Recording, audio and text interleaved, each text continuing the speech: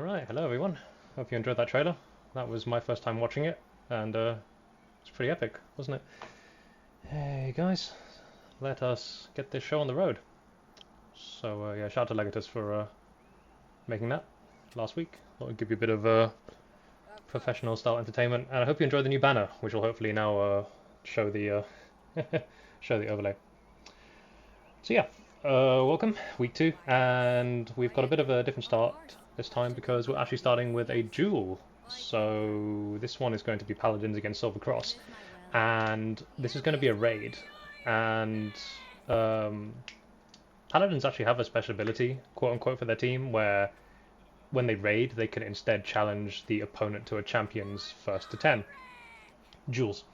And obviously that works really well in their favor because they have really good duelists on their team, so that's what they're going to go for. They've challenged Silver Cross to duels to raid, I believe it was Lion Spires villages. So you can do actions beyond just taking a settlement, you can also raid it. So if you own a big fort, like for example one of the main maps, it'll come with a set of villages, and those villages can give you passive amounts of influence points each turn, but if you raid it you can take the villages and steal that income for yourself.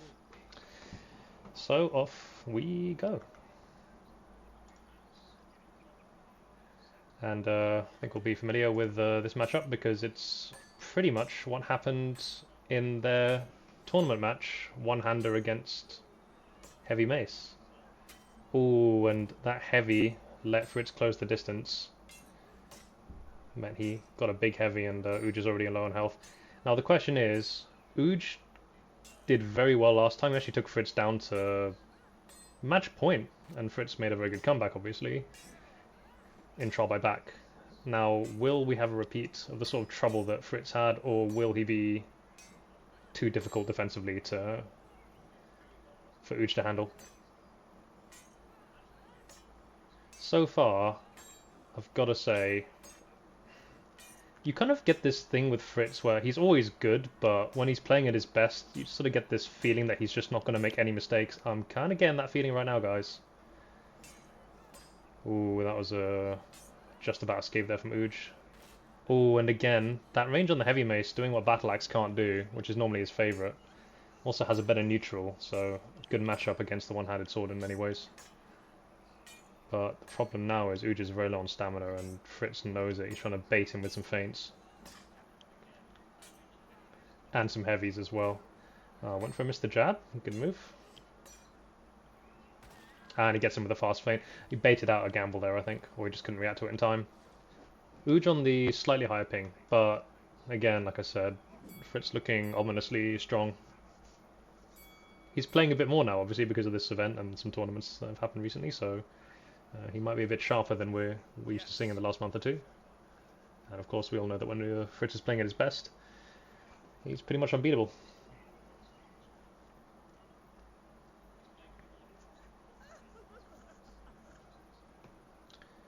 So what can Uj do to change things up? He's not going for the mace, which is interesting. It does a bit more damage and stam drain against the knight, but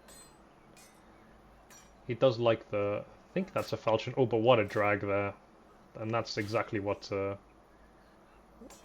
concern will be when you use a one-hander. Especially against the heavy mace.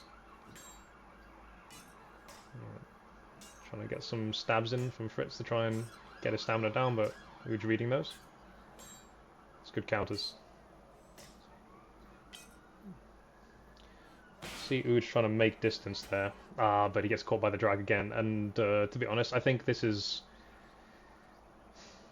They both are stronger in different playstyles. Uj likes neutral and mixing up different things like jabs and kicks and cancels, and Fritz is very happy to... He knows if he can lock into a counter rally with his opponent, he'll probably win it, especially with this weapon matchup. And right now, the matches are going the way that Fritz wants them to go, i.e. there's some long counter rallies. Fritz is getting his stamina down and forcing Uj to counter, which means that Uj can't cancel his attacks. Or play neutral. He can't play neutral out of counters. So Uj needs to figure out if he can use some of his tricks to throw Fritz off balance. Oh, nice spin, but wasn't quite long enough for Uj to... Oh, nice drag there from the one-handed sword, from the falchion, sorry. I need to keep remembering to use the falchion, not the one-handed sword.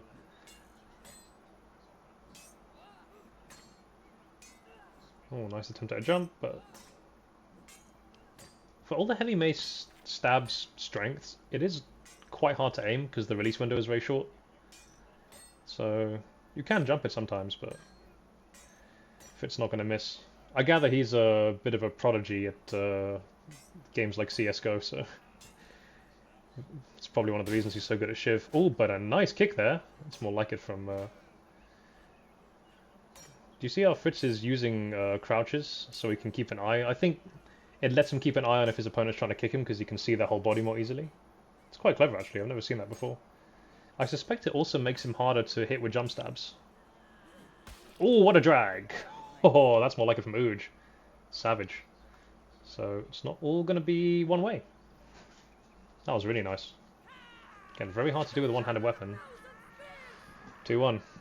This is a first to 10. Hey, I didn't make the rules. At least it's not too heavy maces. So.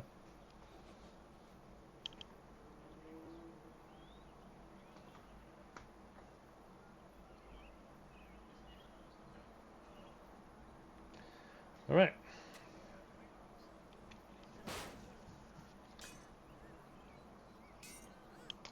So attempt at a drag there by Uj, but he over-dragged it, and that's going to be a risk, because you have to get... I mean, he got very nice drags in the last fight, but they are hard to land.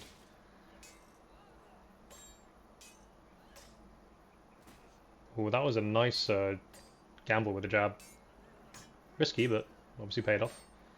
Yeah, I think Fritz has been doing some homework, because he fell for a lot of jump stabs in the last tournament. Nice spacing from Uj. And he seems to have devised a strategy to deal with that, i.e. the and he overdragged and it did bite him there. Which is almost certainly gonna counter a feint, so if you miss a feint drag, you're probably gonna get hit with a whiff punish, because Fritz will already be in his counter animation. Oh, nice little spin trick there. And you can see Fritz trying to just brute force around that counter window with these huge drags. And, oh boy, a few bad misses there, unfortunately. And that cost Uj, I think, because he hit the floor with the miss and lost all his stamina. Bit unlucky. It's good movement, though, by Fritz. Sort of bait out the whiff.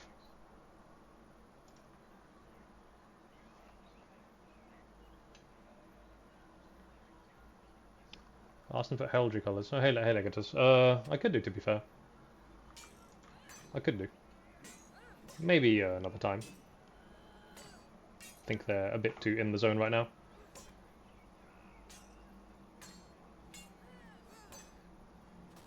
Oh, and that time it did not pay off, because he went to gamble the jab and got hit by a fast riposte. I actually can't see the chat. I have to go into the Twitch on my browser to see it, so if I don't respond very fast, I do apologise. My phone is playing up. And I think we're seeing a trend here, because Uj is once again low on stamina, and it seems to be the general trend. It's kind of like Uj is on a timer, because it's only sort of a matter of time before he ends up running out of stamina, and then he loses his offensive options. Again, when you're low on stam, you have to counter, and that means you're forced into a rally because you can't play neutral. And that's exactly what Fritz is looking for. So really, the longer the fight goes, the happier Fritz will be. Unfortunately, Uj missed that misted jab. So really keep an eye on that stamina. And I think Fritz just waiting for one good feint. And he's just not making any errors, to be honest. Oh, that was a risky one, but... And again, nice bit of ducking there, which is very good for dealing with these jabs and these kicks. I think Uj might have a bit of stamina back.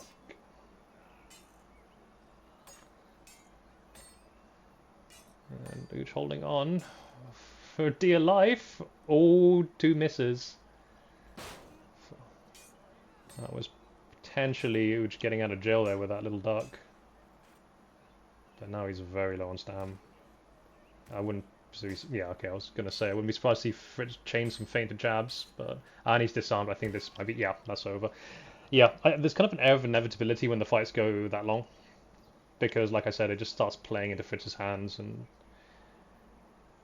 These are nasty tricks that Uj is doing, but... Or at least we know he can do, but...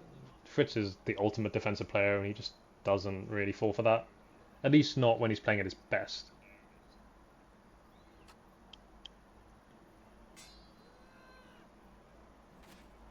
It looks like Uj is going for a Messer, which we know he's very good with, to be fair.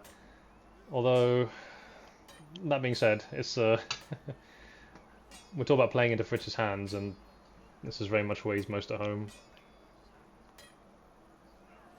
And there's that drag. And I think if we're going to be playing Fritz's game here, say Uj is good with two-handers, but Fritz is the best, and Uj once again low on stamina, so... Well, missed that overhead. Fritz trying to force a neutral, which is interesting. Oh, that was a really nice jump stab, to be fair, but Fritz caught it that time. That was pretty much perfect, though.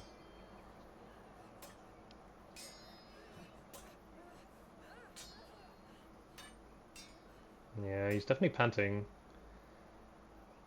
He's also nearly dead, so again, he'll need a mighty comeback to win this one. Still surprised we haven't seen the mace from him, to be honest. There's the drag, yeah. It's a matter of time. We've been through this many times, but when this kind of matchup, once you stand the opponent out and they have to counter rally, an early counter I should say, you've basically won as long as you can get the read on their intent. Because you can, if you feint to drag, there's nothing they can do if they counter feint. And this is what Fritz does better as well as anyone, to be honest. Can probably count maybe 2 or 3 people in the entire game who could beat him at this sort of matchup. Uj sticking with the knight, but going for the falchion, which is interesting. This is technically better if he was to use the man-at-arms, but maybe he's gonna swap the weapons mid-fight, who knows. You see Uj is, yeah, and he got caught there trying to do a jab from neutral. He's low on stamina already. And again, it's... I don't know. Nice spin. Wow, really good. I think Fritz is a bit too locked in now. Now he's kind of running away with this. Looks like we have a follow from 7 Luck. And Thorgos. And Morb. Thank you all for the follow. Hope you enjoy the matches today.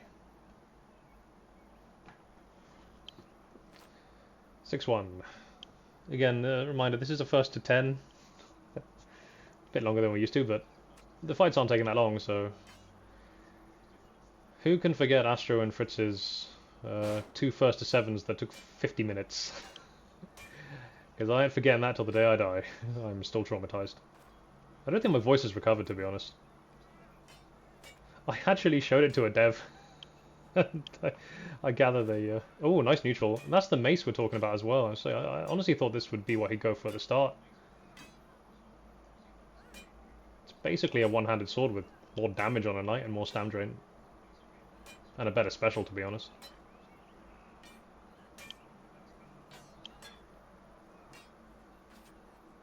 Ooh, just low on stam. Ooh, but that's a nice heavy overhead, I think. Almost got him with a drag.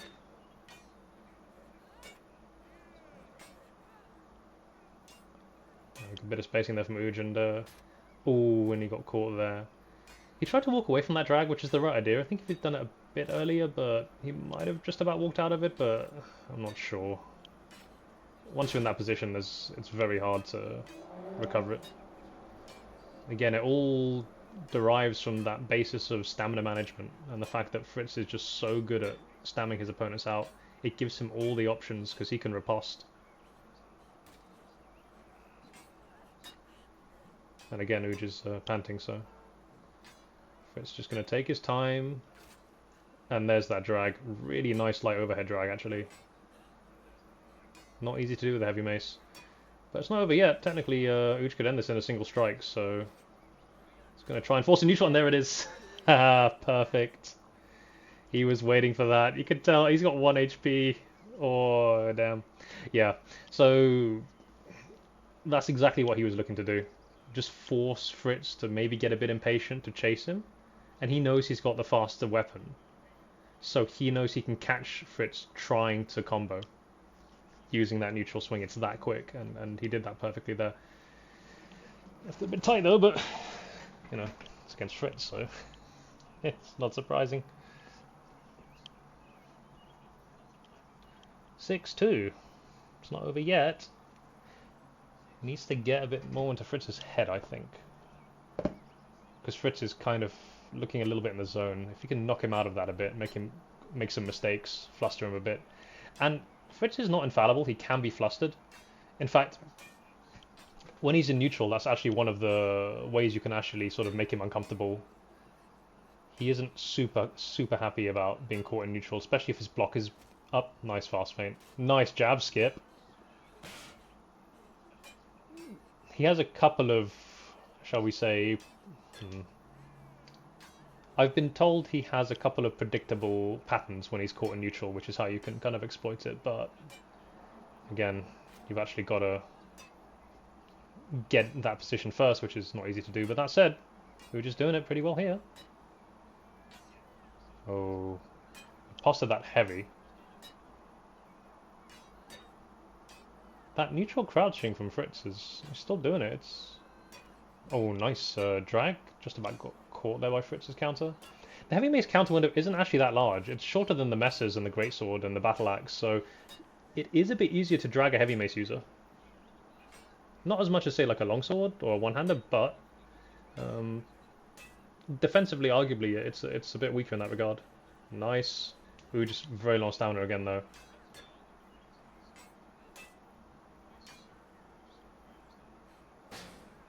Ooh, thought he got the kick there, but Fritz reacted just in time.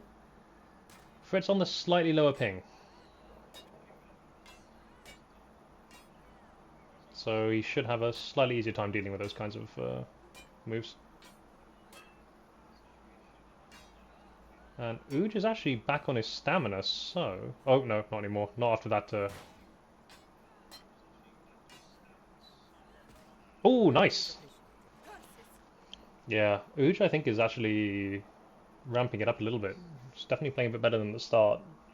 Maybe it's nerves or just the ebbs and flows of momentum in these sorts of things.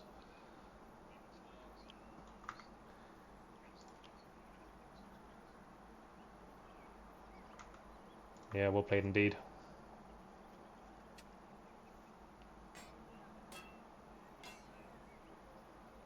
The thing is, this sort of playstyle that Ooj does, they're up. Nice drag. I think he ult feinted it, and the drag was still so long that he couldn't. It caught outside of his window anyway. That's insane. That's heavy mace drags for you. That release window is disgustingly slow. But yeah, it's having this sort of neutral playstyle and being able to use jabs and kicks. It's all well and good as an offensive option, but you still need the foundation of good defense, stamina management, counter windows. Nice gamble. And the thing with Ooj is he has all of those. He can fall back on it, as you can see, when his stamina is low, so he won't fall apart as easily as maybe a player who doesn't know those basic mechanics. And then he can sort of layer those extra tricks on top of... Nice spacing! That was... Do you see that? It's like Muhammad Ali. Matrix that swing. Oh, and a bit of a comeback here from Ooj. Talked about can he get into Fritz's head a bit? Well, maybe. That was some of the best spacing you'll ever see, to be honest. He's about as good as it as anyone. Not many people would be able to pull that off like he can. And heavy mace is not a short weapon either.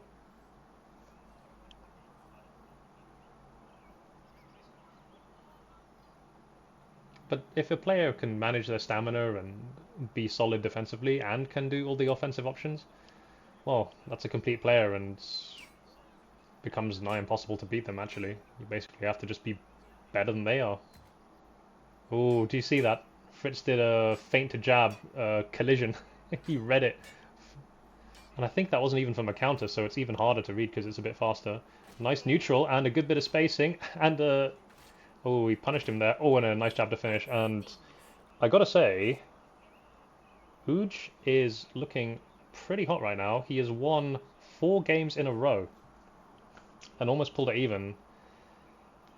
And momentum is everything in these sorts of matches, especially the longer ones when we talk about first to sevens and up.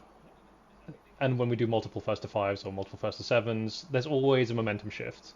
We've seen it loads of times, especially between Fritz and Astro, where one will be winning and then it will swap really quickly and then the other person will sort of storm ahead. So it really is a question of not just... I mean, it's partly psychological, it's partly just concentration. And generally speaking, Fritz tends to come out on top just because he has this ability to maintain a level that the opponent can't. So now it's going to be a question of, can Uj maintain this or can Fritz it out? And that drag is huge. And Uj already low on stamina, so this won't be the start he wanted. And he got followed there. Fritz, yeah, nice. Yeah, I think Fritz realized what Uj is going for, so he'd preemptively close the gap. Really well played. 7-5. Sort of stemmed the bleeding a bit there. And he is still meaningfully closer to getting the win, so...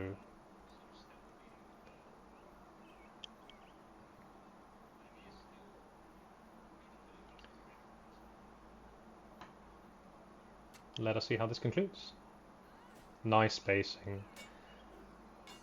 It's interesting there, like Uj, you could see he was basically baiting Fritz to swing first, and he got the spacing correct. Seems to be having a... I mean, it's harder to space with a one-hander, right? Because it's shorter, so Uj definitely getting the better read on the distancing. And he went for a gamble, and Fritz actually baited it out. 50-50, I think some players call it. Will they drag or will they axel? And you basically have to predict it. It's a mind game. I'm seeing some heavy axels from Fritz, which is a good idea because it can bait, well, sort of, it can trick the opponent into riposting a heavy swing. On a heavy mace, that's a lot of stamina gone. He does the little swap, changes his mind. Let's see. They're both roughly equal on health, to be fair, and not anymore. Not with that kick. There's a very good use of heavy slashes there from Fritz to try and get the stamina down, but oh, if he just gambled that, he would have got the kill. Oh, I thought that Uj was going to try and gamble that, but they are both at 1 health, I think. Oh boy. No, Fritz has a bit to spare. Uj does not. One kick might kill him. Oh, what a drag! Oh, what a drag! That was perfect. And we're at 7-6, and I gotta say, Fritz started off as hot as anything. And I don't know if Uj is just, let's say, shake off some nerves or just found another gear, but he has technically won 6 of the last 7 fights. Or 5 of the last 6. 5 of the last 6. Something like that. Anyway, the momentum is technically on his side, even though he's down. If he wins this, Fritz will be in a lot of trouble, I think. But we've seen it many times where Fritz seems to be out and he manages to just lock in and find that final gear that the opponent can't maintain, so... Ooh, just about got away with that one. Nice dodge to kick to dodge. Oh, and I think Fritz got locked out there. Ah, and he went for the neutral. Ah, dear. And it's unfortunate for Uj because he tries some nice moves there, but Fritz sort of early countered, and yeah, he gets baited out. Bit unlucky.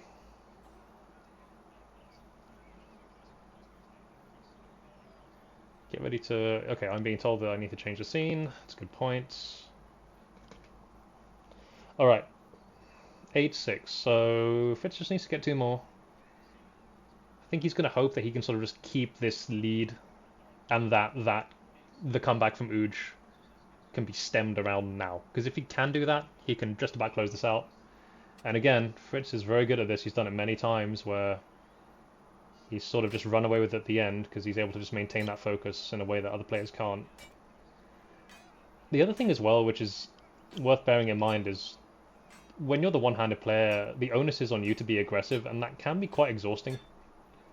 Fritz only needs to play one way, and there isn't... Oh, nice kick. There isn't much variability So it's very good for tournaments in the sense that it's consistent.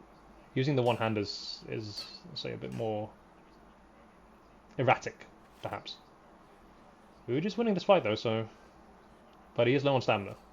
He went for the neutral kick, and Fritz called out the move.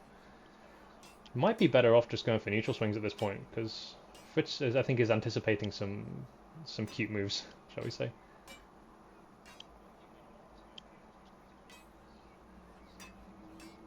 He's going for those feint stabs, which in fairness worked on Fritz pretty well in the last tournament he was in, but not this time. Oh, and he got the gamble that time. And a nice neutral. You see how he delays his combos? So he hits them once, and Fritz won't normally try and jab, but because he pauses, he gives Fritz the sort of, he baits him into trying to take initiative back, either with a jab or with a gamble of his own, and that's all part of the plan, because then Uj can beat him to the punch with the faster weapon. 8-7. Oh, I gotta say, this is actually really close. I'm very impressed. Oh, and Fritz did not get the read on that distance at all. He got caught by the stab. It's longer than you'd expect. Oh, and Fritz just caught it. And he gets caught with a drag, yeah. So that's a nice little trick you guys can use. I mean, oh, nice side stab. If you do a kick and it doesn't work, or the opponent does a kick and it doesn't work, there's a good chance they're gonna... Oh, nice. Now this is one-hander versus one-hander, and I actually think that Uj will be very happy with this. Oh, and he went for the kick. Nice drag. There we go. Yeah. As soon as we're in one-hander versus one-hander, we're kind of in Uj's territory, and we're even 8-all. We're about to see a huge upset here. And remember, it was actually the Paladins with Fritz's team that wanted to do this. They were banking on the fact that they have this ability to call out first to tens instead of doing team matches. And they figured, we have the best duelist, let's use him to guarantee a win. It's not looking guaranteed right now. But yeah, if you kick someone and it doesn't work, most players will be incentivized to early counter to make up for the stam they've lost. And it's a very good opportunity to punish them with a drag feint. Fritz has gone for a mirror.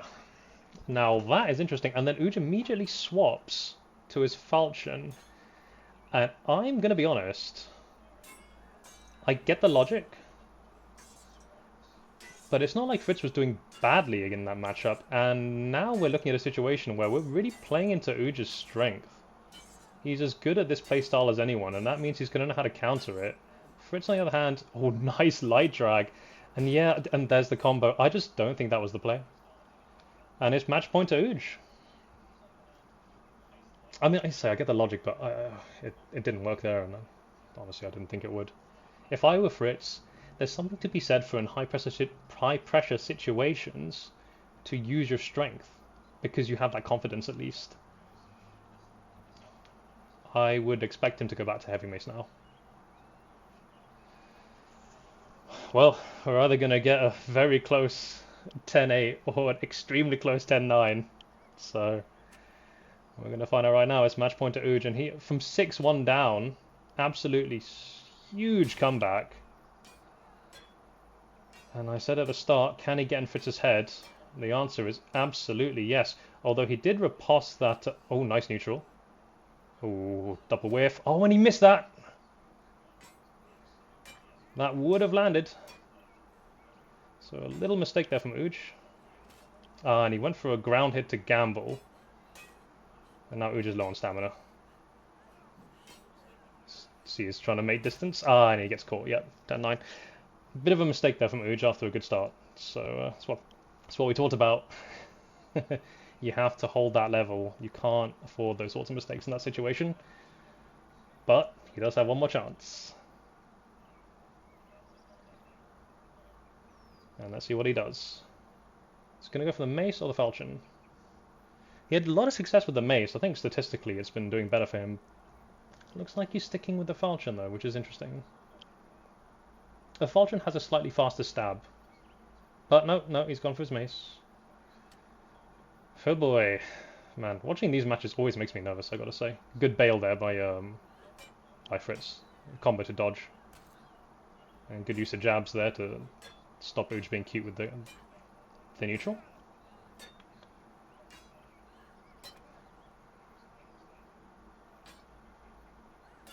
Yeah, Uj forcing the neutral. He has the stamina to do it. Well, he did. Not anymore. Good counter feint. Read it correctly.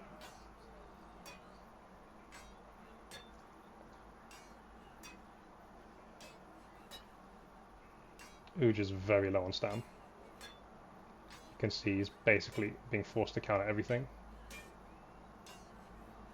He's on the back foot here. He hasn't landed any hits yet. And there's the drag. That's what I was talking about. This is not... Oh, but he does get him back. I think Uj just cancelled a kick. Oh. Oh, nice fast feint.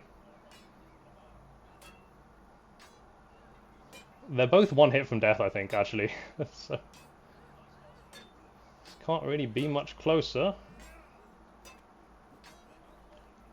But Uj is low on stam. He's got to make absolutely no errors. Nice stab drag. Fritz got the read. Uj gets the read on the heavy slash drag. Blink and you'll miss it, guys. Oh, and there's an early counter there from Fritz, and that was very unfortunate there from Uj, and he gets the kick to finish. Well played. 10-9. Well played, Fritz, and once again showing that he is the man to beat in duels. So he just, yeah, you're right, Sticky. It's just mentally really, really tough. He always seems to be clutch. He's a very good match player, shall we say? Yeah, good fights, really well played. Let's get ready to change the scene. And oh, thank you for the follow, Bulbasaur. Much appreciated. Hope you're doing well. Let me just do a BRB, and then we will swap sides.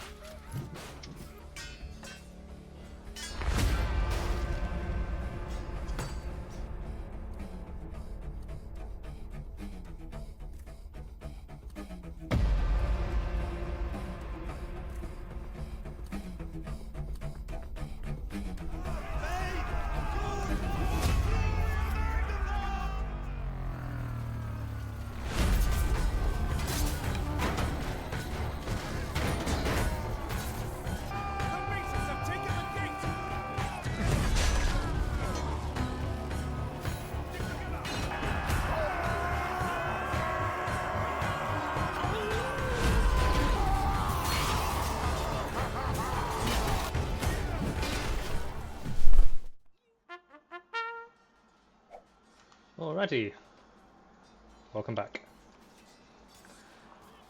We are jumping into a TDM between, I believe, Silver Cross and Iron Legion. So This one, I'm trying to remember the exact... Oh man, this is absolute... Oh my god. This is absolute carnage. I think first the 200 kills is the rule we're going for. At least that's what we did last time. Don't know if we'll do quite that high. If anyone actually happens to know in chat, you can let me know. Looks like the Masons are having the better run of this one. Have a look at actually who's in this. There's your scoreboard for those of you who are wondering. So Alecks did give me the rundown of what's happening. Second, yeah, Silver Cross Iron Legion.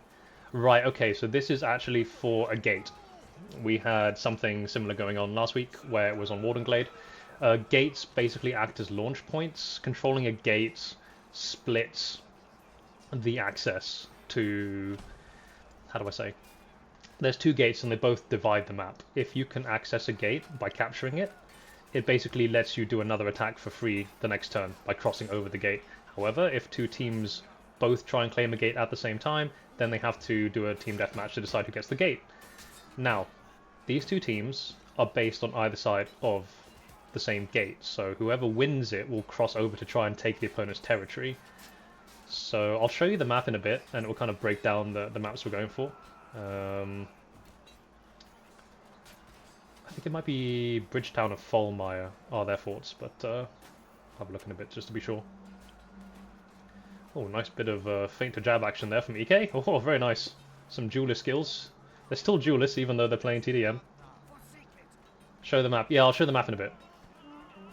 First, let's watch this absolute chaos unfolding. And Astro in chat just declaring that he's accidentally played for the wrong team this whole time. Good job. Gingy completely unimpressed. Oh dear. It's not like Astro isn't extremely dangerous for whatever team he's playing for. Oh dear. Well, better he discover it now than never, I suppose. Is that Anchor? We see that? Yeah, there's our boy. Here come the peasant caps, so down goes one of them though. And it looks like we've got a bit of a pushback here from the Agathians, so...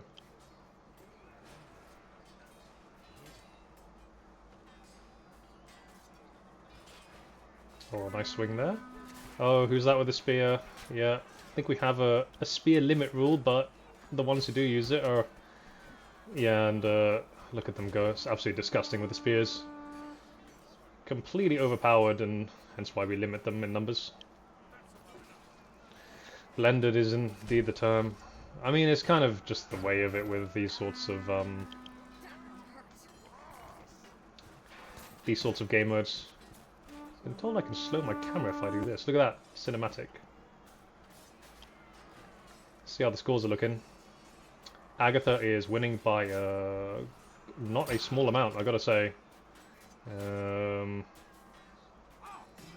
And it's not surprising considering the strength of players on that team.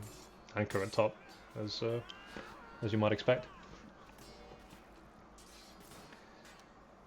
It's interesting how, because so many people in this match are duelists originally, they are playing it kind of like... you can see a lot of more classical duel-style engagements going on. With the odd blender happening there, here and there, you know. But really, the very good players at group modes will understand that it isn't duels and that they need to adapt their sort of playstyle accordingly. Duels transfers to team modes extremely well because you become so mechanically strong. More than vice versa, but there's definitely still its own skill set when it comes to team game modes. I'm not even sure that the map was AI bubble. I think it might have been hand drawn.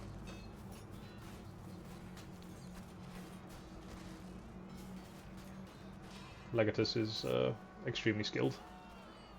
Oh, killed with a jab. Brutal. How are we looking so far? I think Agatha's still in the lead. Yeah.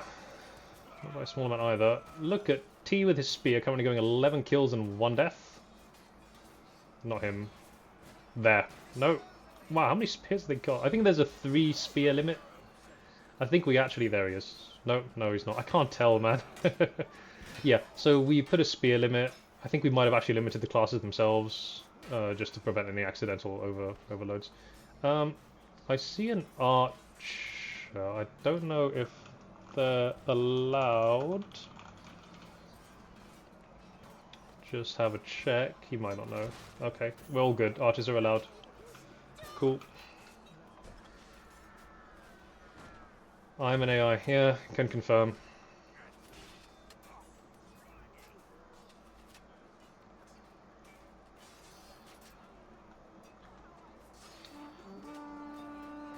Thanks for the follow, by the way, Chivalry Teach. Much appreciated. Oh, attempted a fire pod, but I was going to say that one didn't work. That one certainly did.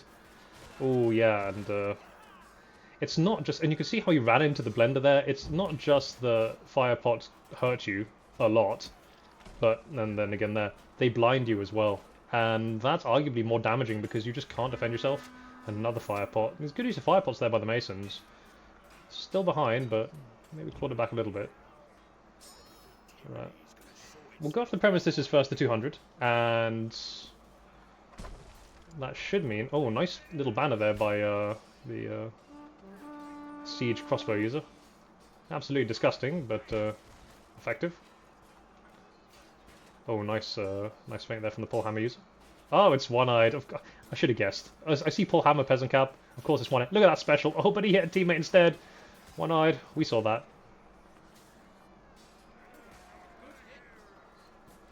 So far, again, I mean, it's still a lead of about 40. It's not insignificant. And just looking at Blue's team, they have some of the best TO players in the entire game, best LTS players in the game, and honestly some of the best duelists. And it just kind of shows. I think the gap in quality is a little evident here. It's 40% more kills. Is pretty significant.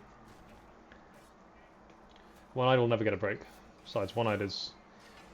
Warbeast once said to One-Eyed, if he had a monitor that had decent FPS and a mouse that actually worked, he'd probably win Trial by Blood. You know what? I could see it. That is just begging for a fire pot. Come on, guys. I know your teammates are in there, but you gotta do it. Please, fire pot them. Nah, not to be. Got a couple of archers. Oh, it's Nivi and Gingy, I think. Yep. See if they'll cotton on and try and take them down, but they're doing a good job hiding behind their front line. It's a bit of a brawl happening up here. Oh, nice drag. Very good.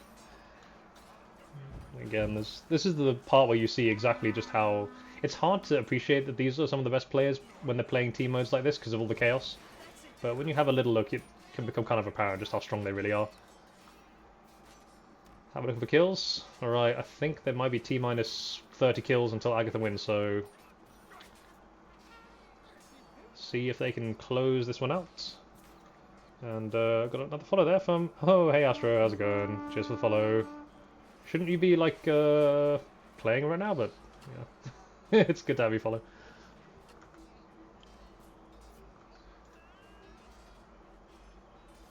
Bit of healing? Oh, it's T. T swapped off the spear. Fair enough. I suspect there's a lot of going on with comms and stuff where they're coordinating loadouts and strategies and things.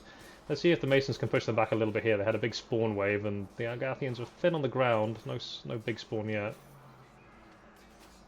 See Gingy there with his melee even though he's got an archer. It's very impressive. Oh, a nice throw, actually. Took him out of the action for a little bit. It's very good. And oh, look at that spear! And he's, I mean, jumping spear is bad enough, but standing on an elevated ridge to spear them, it's even more disgusting, isn't it? All right, big scrim in the middle here. Let's see if Agatha comes out on top here, but they won't actually. So, oh no, I spoke too soon. Some reinforcements. Ostigo. Level 1000, I didn't even realise. I swear that he hasn't been playing that long. Man's been putting in work, putting in the hours. Very impressive. And I mean, he's got extremely good at the game, so... UI hides the scores. No problem. I can try and fix that. There you go. Cheers. For the, I think with TDM it's more important, isn't it? So... Shout out to Gloomy, who helps with Palestra events. He actually made the new banners, which are designed to make all the scores visible. And they have the wording built into them as well, the team names with the fancy font, so they've done a very good job there. Hopefully, as this progresses, the presentation of the event will get more and more professional. Although I gotta say, this is already by far the most... And that's game over. Yep, 200 to Agatha, well played. In the end, I gotta say, for a TDM match, that wasn't that close. And if you look at some of the KDs, I mean, look at T's an anchor with 53 takedowns. Eesh. And you can just kind of see like the gap in the kills per player. It's definitely was a bit of a gap in skill there. Pyrotechnics, those would be the fire pots. I'm sure the players will indulge you, Bubble.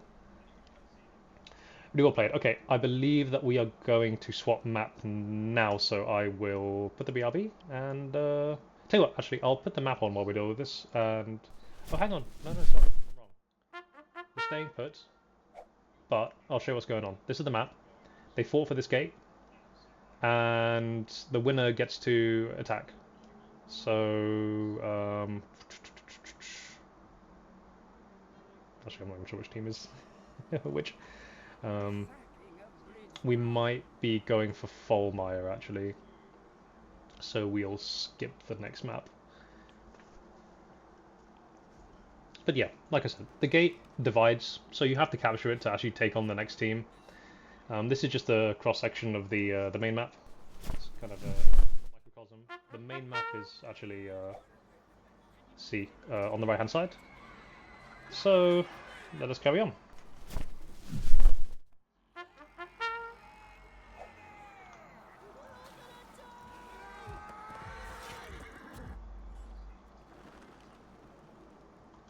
Let's begin TO. Okay, by the looks of things, there's a lot of team swapping going on. Yeah, game end. Yeah, that's what I thought. Yeah. So basically, we've set this up so that we have both. We didn't know who was going to win, right? So we put both Bridgetown and Folmeyer, and depending who won would depend which map we do. So yeah, because Silver Cross won, they will now attack Folmeyer.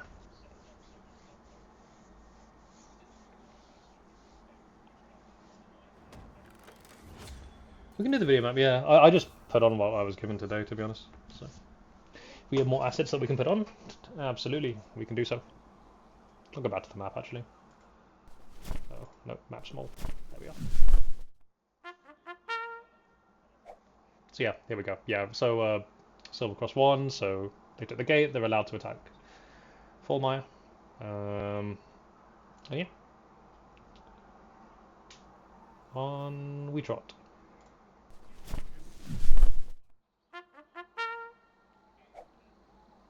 Yeah, you're right, Teach. I mean, we're, like I said, kind of trying to add features as we go here because we have a team that's trying to make the assets, and we do have plans for someone who's dedicated to either filming or clipping, and that way we can sort of get good recaps and things like that. I think it's in the works.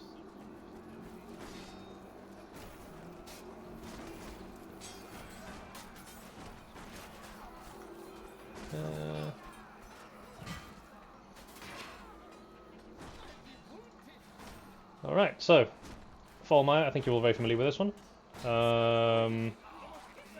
This objective is pretty free. Things get tricky later on. I have, to be fair, I have seen defense win objective 1 in public matches more than a few times, but that's normally been because the defensive team is a lot better and they've made very good use of engineers. I don't think that's going to cut it here. And of course we just saw that Silver Cross won that match, so technically they're better when it comes to overall combat ability. Oh, there's our boy Uj. I'm sure he is unfazed by the close match earlier and is back to as things were. Blended. Alright, see the barricades around there. It's the right idea. It just makes it harder for them to sort of storm it and wail on them, but they don't need to survive here. If you just run in, get a few hits before you're killed, that's pretty much all you have to do. Maybe we'll see some engineers. I'll teach what I'll do is after this match I will try and talk you through the map in its entirety. We were a bit yeah, so maybe we can dedicate a bit more time at the start of the stream actually. And it looks like they've gone through. Nice kick. Basically what's happened so far is we've had a bit of a skirmish, a couple of matches on the east side of the map between Silver Cross and Iron Legion out of their bases. And after that we'll have a couple more matches which will happen on the west side, largely repeats of what happened last week. So last week everyone tried to attack the opponent's bases and everyone failed on attack. Literally everybody. We've actually got one that's a rematch of Aberfell, where Paladins are going to try and take it again. Of course, Paladins already got a few extra influence points due to their successful raid with the 1v1. And as a reminder to everyone who isn't aware, I don't know, basically this is a 6-week format, and each turn you can farm influence points either by raiding opponents' forts, or capturing them, I should say, raiding their villages, using your team bonuses, because everyone's got a unique bonus, and basically you're trying to vie for strategic dominance of the map, and whoever has the most influence points at the end of the 6 weeks is declared the winning team. If you're familiar with Clan Wars, which you might be if you were around a couple of years ago, it's a very similar format, but it's a bit more complicated. A bit more elaborate, we should say. Nice use of fire pots there, but it's a bit too late because once those petards go down, the gate is doomed. I don't think you can actually defuse them. Okay, time to free the prisoners. This one is defendable. It's not easy because there's a lot of targets, but at the end, because the targets are very small, it is possible to barricade it and just sort of swarm your whole team around the final barricade. Bit of a skirmish on the east side. Let's see if they can use it to run around and get... Yeah.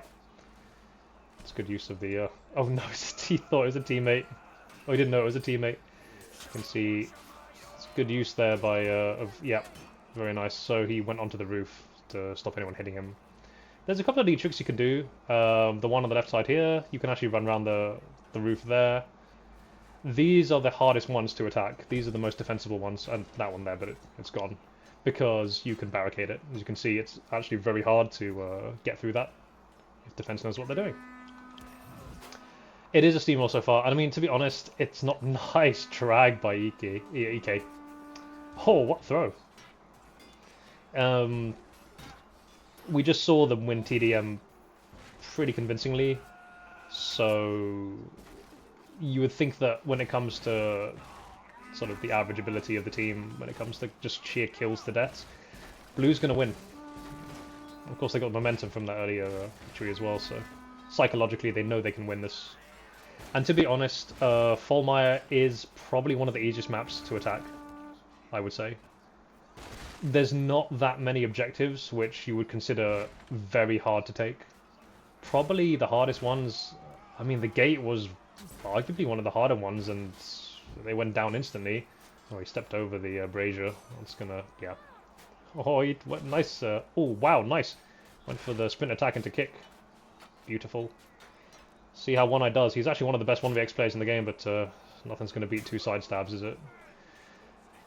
But yeah, this objective is probably their best shot, because everything else after this is basically free until they have to kill the champion. Or escort the champion to safety, I should say.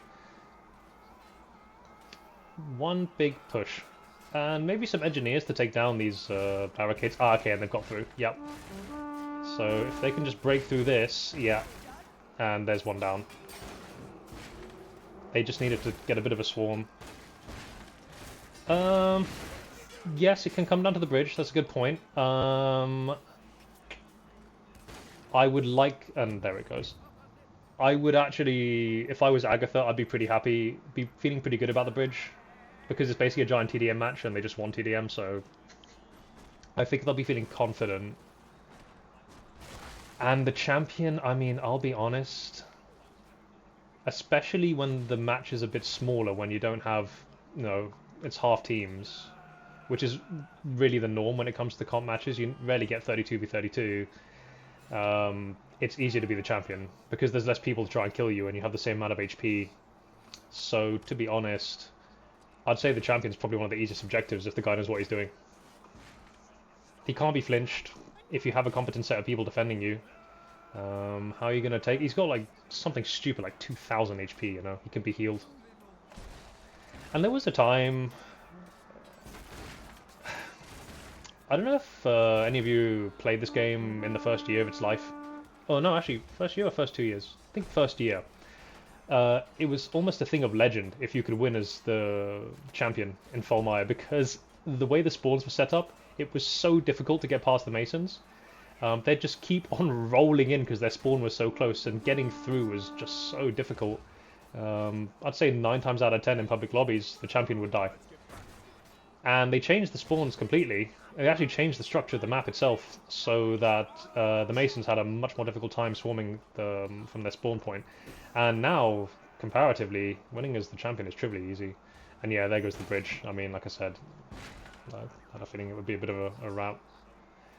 I think their best chance here is either to stop the champion being freed at all by blocking the cranks, or just hope they can knock the champion off into the sea. And to be fair, it's happened quite a lot recently where I've seen a champion at full health who sort of get pushed into the ocean. We all know that Shiv players can't swim, apparently. Oh dear. Oh, I'm sorry. This guy did not sign up for this. Yeah, and he's fighting a spear too. And that gate went down in about 6 seconds. And at the rate this is going, I mean, look at the kills. They're actually pretty close, to be fair. I've seen worse. I have seen much worse for this map. But yeah, that gate is very hard to defend. It's too large. And you only have to break one. Right, so they're doing the right thing here. They're trying to barricade the cranks. They have to get the spacing right though, and they might have done it here, but the problem with those cranks is you can, one, activate them through the barricades if they're too close, and secondly, they are very fast to activate. It takes like half a second. It's completely ridiculous. I don't know why it's so fast, but it is what it is. Doing a good job so far. No one's managed to break in. This one is a bit exposed though, and I don't think that spike trap was ever going to stop him really. Maybe those barricades over there might have been put to use, but it's easier. Again, easier said than done, coordinating all these players. Mason's doing pretty well here. They have some quite generous spawn points because they just drop from right behind this wall. The Agathians have to come in a bit further, so there is more work to be done for them, and it's harder to keep the numbers up and keep the pressure. But this is exactly what they're looking for. Just hold the line, but then here comes, yeah, there's the spawn. And that's very difficult to deal with. Basically, the Agathians have to get a consistent number of kills and hold this area for some time. Once you get all the cranks, he gets freed very fast. And looks like they're making some inroads here, actually. Yeah, I think they've got the space. I think that they have got it. I don't think they can save this. Yeah, because they're holding this side. Even if they stop the left side, I think they've just been overwhelmed. And again, that TDM result sort of being reflected here. Let's see who the champion's going to be for the Silver Cross. I believe it should be... We've got Dark in Man, we've got Bot down. It could be either of them. They're both very fine TO players.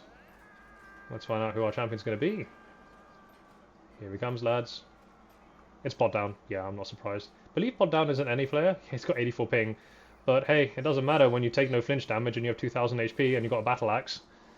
Something tells me he'll probably be fine. And it looks like, unfortunately, the Masons got caught between a spawning timer, and they basically got free run of half the objective at this point.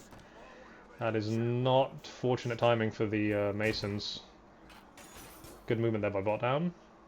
His job, stay alive, don't get hit. And yeah, that's very clever as what he's doing. You see how he's using counters? So when you riposte an attack and you're running at full speed, it takes away the sprint time. Nice slash. But if you counter, you maintain max speed. So if you're trying to be mobile as a champion, use those counters. You can ult feint if you want. You're not trying to necessarily kill anyone. Just keep swinging. And there, like there. He doesn't need to hit him, but he can use the momentum from his... that he already built up and just keep on running. Now, if he knows, if I have a feeling, he will see a weakness in that barricade back here, if you can see it. Yeah, okay, they covered it. Spike traps as part of barricades is not the play, because they... Yeah, he's got it. He sees it. Because they fall too fast, and now all that's happened is the Masons have blocked themselves out of actually stopping him, and it's GG. Oh, that's unfortunate. Yeah. You don't put spike traps in in barricade walls, people. You're just gonna... It's like making half the wall. It's like making a massive gate and then making the actual, or making a wall and making the gate out of tissue paper. It's just... It's never gonna work. GG. Alright, so that was... yeah, that was a bit of a rout at the end. Really well played by Silvercross. I'll say not a huge surprise. We will... I think we're going to move server now, but in the meantime we can show the map and see what's happening next. Show. I believe third now is another LTS. Wolves versus Iron Legion. And that will be on the fighting pit. Let's see if we can find it. Might be... Huh. If you guys see it before I do, please let me know, Legatus. If you know, it's tiny on my screen, unfortunately.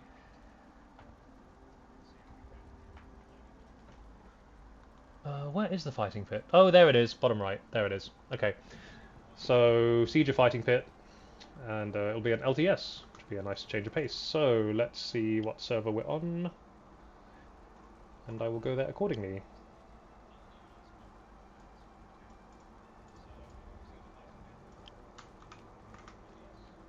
But yeah, enjoy the map while you can. Hopefully it's pretty self-explanatory, but if you have any questions, please do let me know.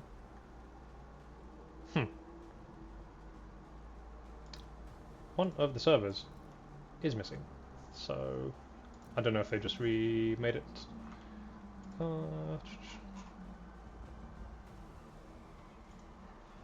Where is the server? Hopefully it's still there. If not, we can just wait. No rush. It is a Saturday afternoon.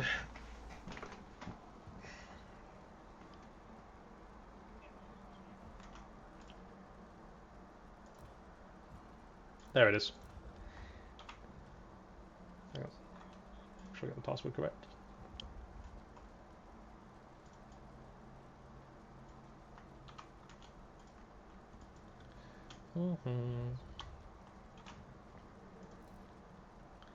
Please let me in. Nope. I think I put the wrong password in. Back.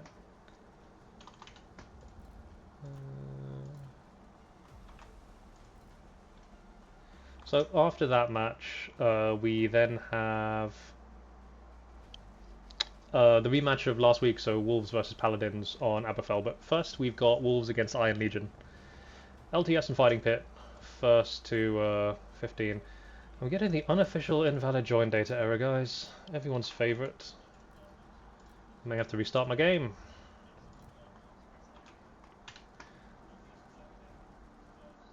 Please let me in. No, okay. You'll have to bear with me a little bit longer. We have to restart Shiv.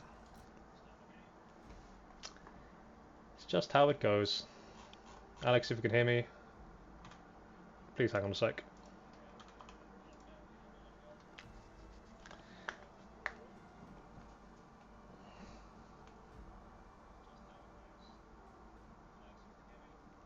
So as you can see at the bottom left, Aberfell, the Paladins nearly won it actually last time, to be fair. They got very close after taking the gate in the middle, but they did fail to kill Alecks, who was the last champion, so they're going to have another crack at it.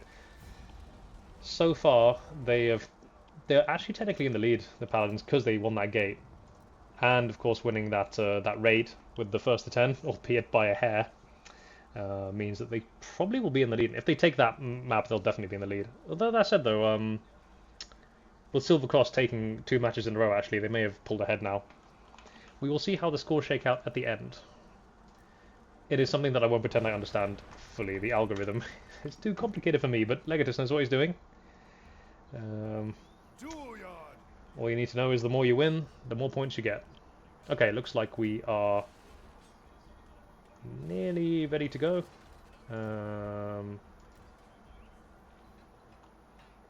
I will run the trailer until we're ready to start.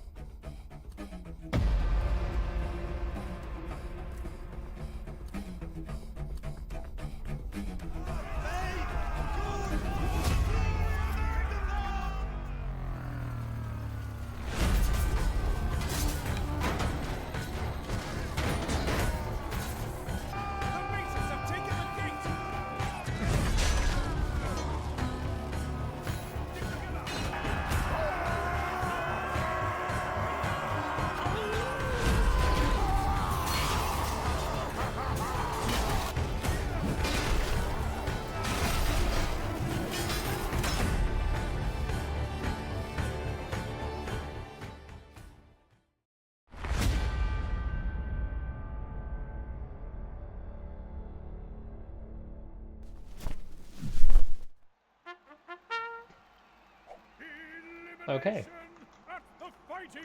Let's move the banner up, actually. Yes, welcome back. I just had a very good time. Definitely not FFAing everyone inside.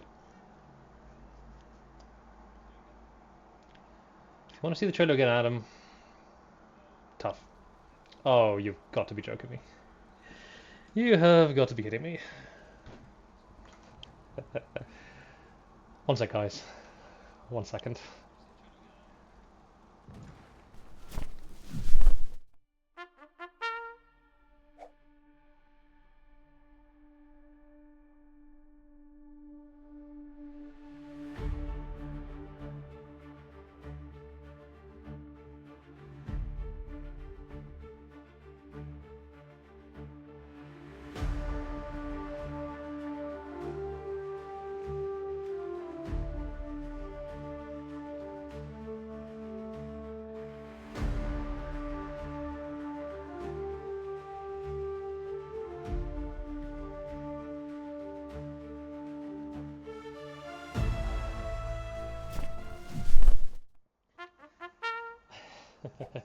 We appear to be having some server issues. I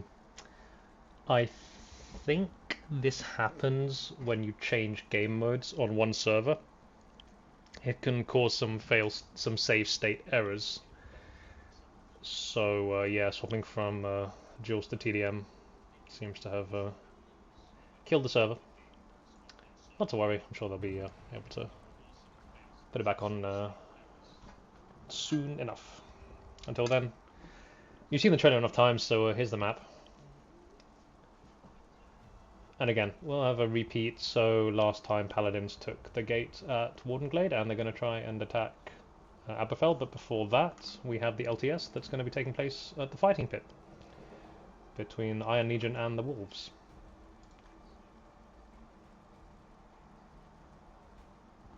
Oh, you can. Yeah, no problem. Cheers for that. Yeah, that should fix it. It's the. It's my stream manager. Thanks. Oh, yeah, I've turned it off.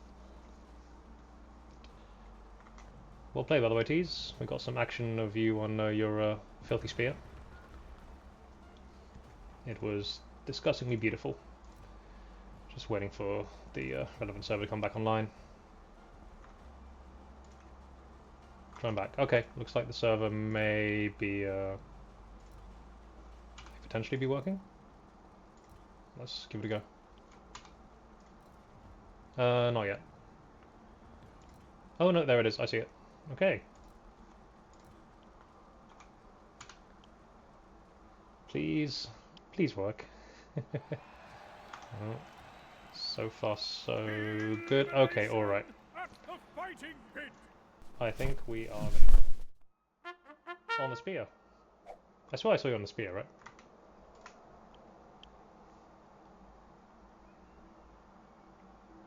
And then I think you swapped to a heavy mace at some point, which is fair.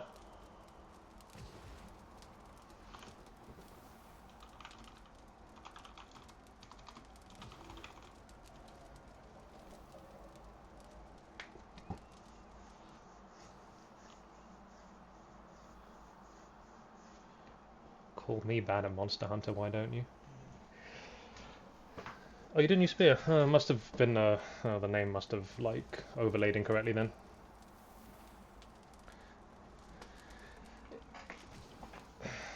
Yes. I will indeed be playing Monster Hunter when the stream is over. I have a new update to farm. But until then, we have a TDM to... No, an LTS to settle. Looks like they're just swapping to the relevant teams.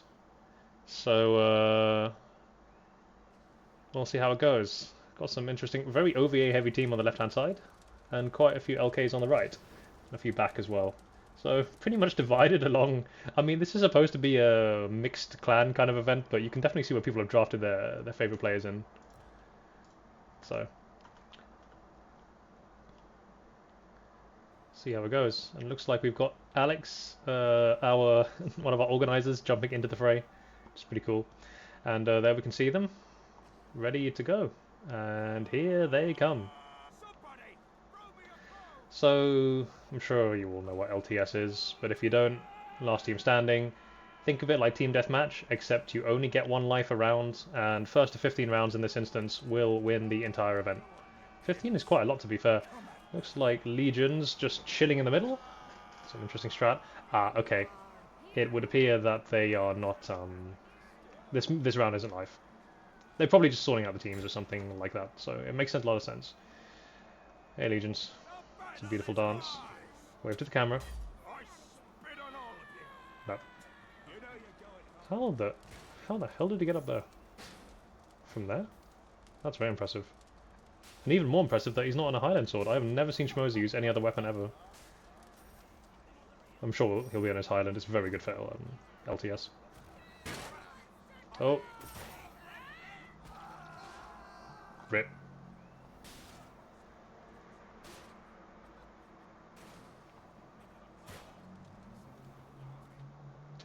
I think we're just going to chill for a little while. I think they might have to run this level down, so it'll be 45 seconds, and then we seem to be having some issues with players swapping teams. Players can't. Oh right, I see the problem. Okay, so to swap when teams are even, you have to go into spectate.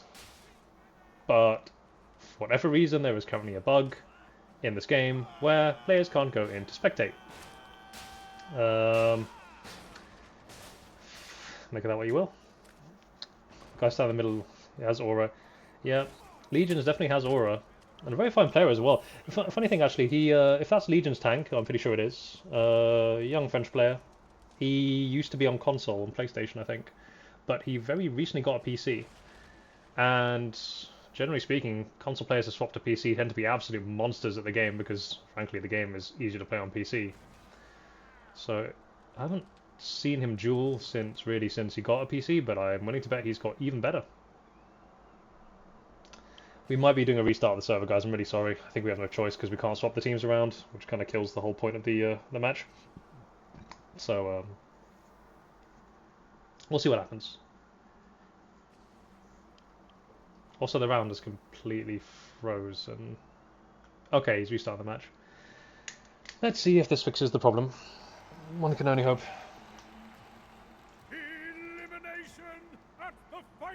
So far, the swaps seem to be working to an extent. Also, can I just point out, like, the number of level 1000s is absolutely gross. I mean, look at this. It's about 70% of the players are level 1000. Incredible. I mean, in fairness, it takes about 1600 hours if you're pretty efficient to get to level 1000, and this game has been out now for 4 years. So we are well past that point for many players. We always get new people every day, but yeah, restart server. Not to worry. I'll put a BRB, and just hang tight, guys. I'm sure we'll be online in another minute or two, but until then, I'll just leave this and we will resume very shortly. Apologies again.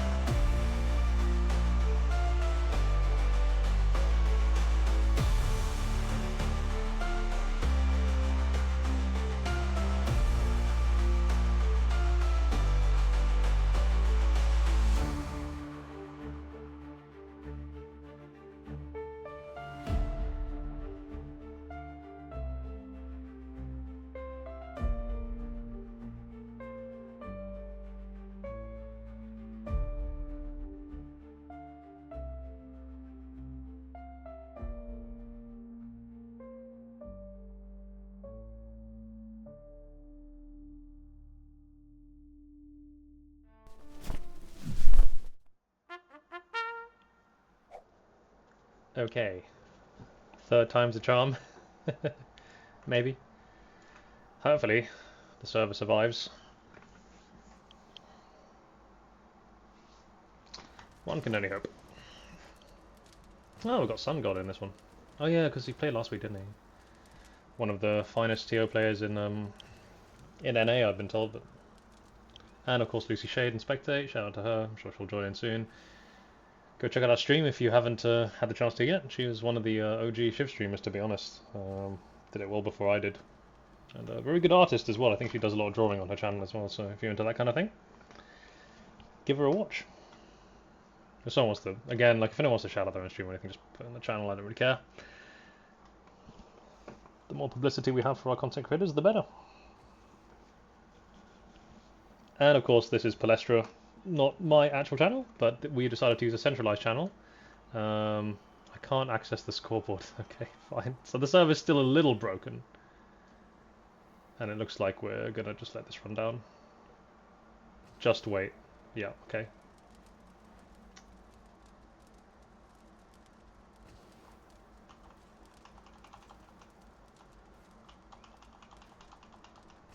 Look at that. Gingy. No peasant cap. Which, to be fair, is not a bad shout, because that way it's harder to tell which one is him. But yeah, this is... okay, looks like we're going to do another server restart. Okay. Bear with me, guys. I might actually just leave it on something until we know for sure. Check out this in the meantime. Again, if anyone has any questions, I might as well talk through the rules actually while we're waiting. So, and what's going on here. Shout out to Fiefdom, our sponsor, in the bottom left. So, and top right actually. So Palestra is basically this new organization we've made. It's unlike most of the other comp organizations we have running, like Citadel and Tournament Grounds. It is cross-regional, so it's being run by organizers from every single region.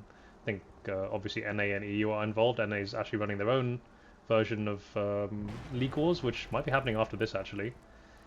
And then I think they're trying to get Asia and Australia into the mix as well. So the idea is that we will have sort of a unifying comp organization, and it's not just going to be for Chivalry either. It's going to hopefully be for future melee slasher games as well. So that will include games like Fiefdom, which is sponsoring this event. I believe they're going to give some prizes to the team that wins, which is pretty cool. So shout out to them. New and upcoming melee slasher should be in early access some point later this year, if I remember correctly. So go check it out. And yeah, hopefully we can sort of use this as a launch pad to sort of make sort of melee slasher league in general, which would be pretty cool in my opinion. Early days so far. We're going to start in Chivalry 2 and start with League Wars. So it'd be one of our. So to be fair, starting with a slightly more ambitious attempt at all comp because this is definitely one of the most complicated tournaments I've ever been in, to be honest, but it's also one of the most fun. And let's give some shout outs to Legatus as well, who came up with the idea for League Wars. Actually, it's say a derivative of, or like a evolution of Clan Wars, which happened a couple of years ago. So that was a very good event. So this is very similar. We have different teams, and they've been drafted in with all their players, and the idea is that each week they will try and vie for dominance on the map that you see before you. Use it to farm influence points, which are basically just, you know, like score, and whoever has the most at the end will win. So far so good. We're currently in week 2 of 6. Last time not much progress was made, in fairness, because every team opted to attack another team and every team failed on attack. And it was quite an interesting result, in fairness, because the general for the majority of the maps, in public team objective especially, kind of the general assumption is that it's easier to attack than to defend. Everyone likes to attack. People often swap to attack. But that generally seems to derive from the fact that you need more coordination to be optimal at defense than you do at attack. When you're having these sorts of very competitive formats where the players are very good, they're in comms, they're in a VC together, and they're organizing things, defense can really shine. And you can see the true sort of potential strength there when you have the engineers. You have the ability to rally around the correct objective points. And generally speaking, actually, matches tend to be a bit more defense oriented as a result. So we saw that last week, and in fact, the first victory for attackers in TO happened this week when Folmar got taken, and Folmar is one of the easier maps to win on attack, in my opinion. And the team that won it was mechanically a little bit stronger, it would seem. So far, some interesting results. I don't know if that trend will hold. If it does, it'll be kind of boring because it means no one makes any inroads on anyone's territory, which is obviously not great. Ultimately, you would expect the stronger team should have the most wins overall. Okay, we may be okay to start, but I'm not going to do anything until we actually get the match going because I don't want to have to keep swapping and I don't want to get my hopes up. So we'll wait and see. But we are in. They restarted the server. I'm seeing many level thousands trickling in. Silver Cross made history. That's right. It's 2-week history, admittedly. 1 week, but history you did make indeed. Well, I said you almost won. You almost defended your raid with Uj because he had match points. So again, very close. I'll be honest. I think Uj's time will come. I think it's an inevitability because we've seen this before, where the player who we established kind of like being the top dog or the champion, they hold really well and they have that sort of experience, and they have that sort of mental edge where they know that they can win in the big matches, but players fight them repeatedly and they get closer and closer to winning. And we're seeing that here. It happened pretty noticeably with, say, like Wandy. Wandy just kept winning matches even when players were getting closer and closer to beating him. After about 2 or 3 attempts, said players were able to actually win the tournaments, and pretty reliably as well. So I would say that if it's very much like Uge's to take if he wants to sort of get the better of Fritz. And he will have another opportunity to, probably, but I'll get onto that later, shall I? We have something quite exciting coming up, and I suspect a lot of you will be able to guess what it might be.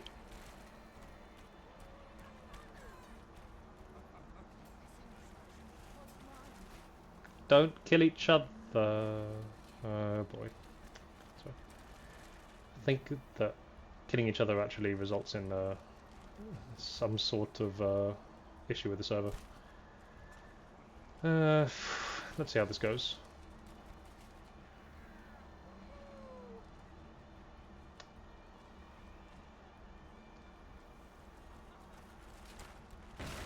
I know I'm showing the map. The match hasn't started, don't worry. They're trying to get the server running. I just don't want to swap to it and have it be broken and all that stuff.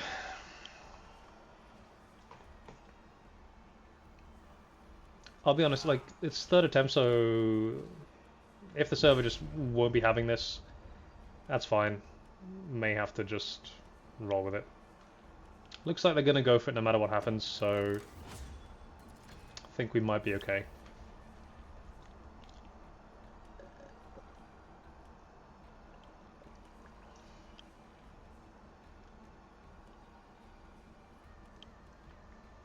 Yeah, so every team, as Legatus points out, has unique abilities, whether that be, well, in Paladin's case, challenging people to duels instead of regular raids, instead of regular team matches, and this is live, okay. Some have ways to gain bonus influence points by raising villages, some get more influence points, some get the ability to fortify their areas a bit more strongly. So each team has unique abilities. So there is an element of strategy in this outside of just playing the match. If I've been playing Total War recently, and if you're familiar with that, it's kind of like that. You've got different factions with unique skills, and while you have to win through battles, there are other ways that you need to also optimize your position. Okay. Let us hope that this will this will be the one. I'm in spectate, aren't I? Yeah, I'm in spectate. Yep, cool.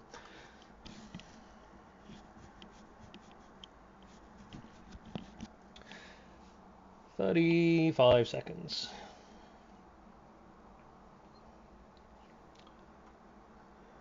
I think that they're able to swap. They're able to go into spectate at least, so that's nice. I do remember, I thought they fixed the issues, but I do remember there was a time when LTS, the server's settings were really messed up. We had this issue actually in another tournament in NA where, yeah, the out of bounds and some server shenanigans just very tricky with this game mode for some reason. So hopefully it's not a repeat. Okay. Let us see.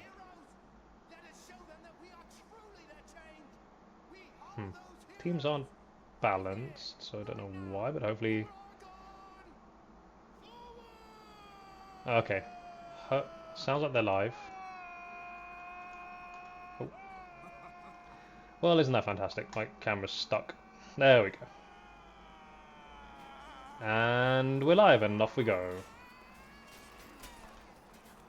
Balancing the numbers at the start, but that should resolve pretty quickly.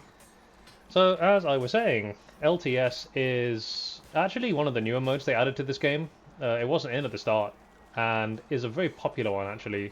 It's actually one of the main competitive modes in other Melee Slasher games, actually, as well as this one, but with more like 5v5s, 3v3s, so this is more of a large team version of that. But it's extremely popular. It's a lot more strategic than Team Deathmatch or Team Objective, because you only get one life. So basically every team starts with one life per player, and after everyone's dead on one team, the other team wins the round. Hang on, I've spoken too soon. It's TDM! Ha, look at that. We changed it.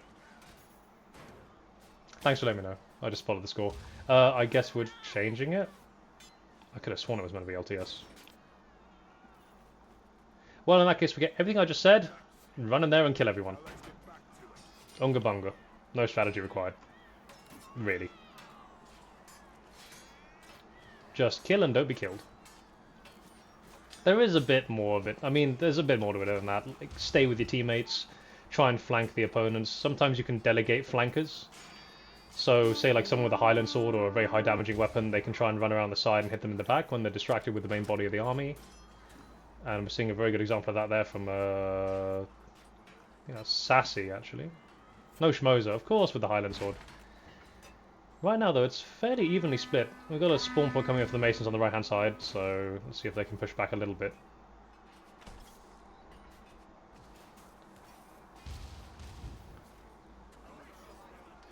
This is one of the more interesting Team Deathmatch maps, to be fair, because there is a lot of hazards. Actually, when this game was new, this used to actually be a duel map. It was removed for reasons that should be pretty self-evident. It is absolutely terrible for dueling in peace, because you've got flamethrowers and spike floors and trapdoors, and yeah, it's not really practical. So they put some other maps, Courtyard, Duel Yard. As much as I don't love Courtyard, it was a better addition, to be honest. Looks like the Masons are having a bit of a push here.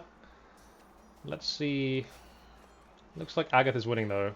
And Agatha would be the Wolves. And we know the Wolves are very strong because they actually were able to defend Aberfell last time. So even if they win this, they're going to have to do a bit more hard work to hold their position. A lot of chaos on this side of the map. Absolutely nothing going on over here.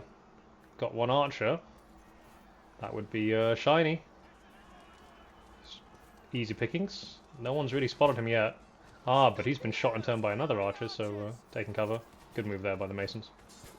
Ah, right, okay, there we go. It's good use of archers, to be fair.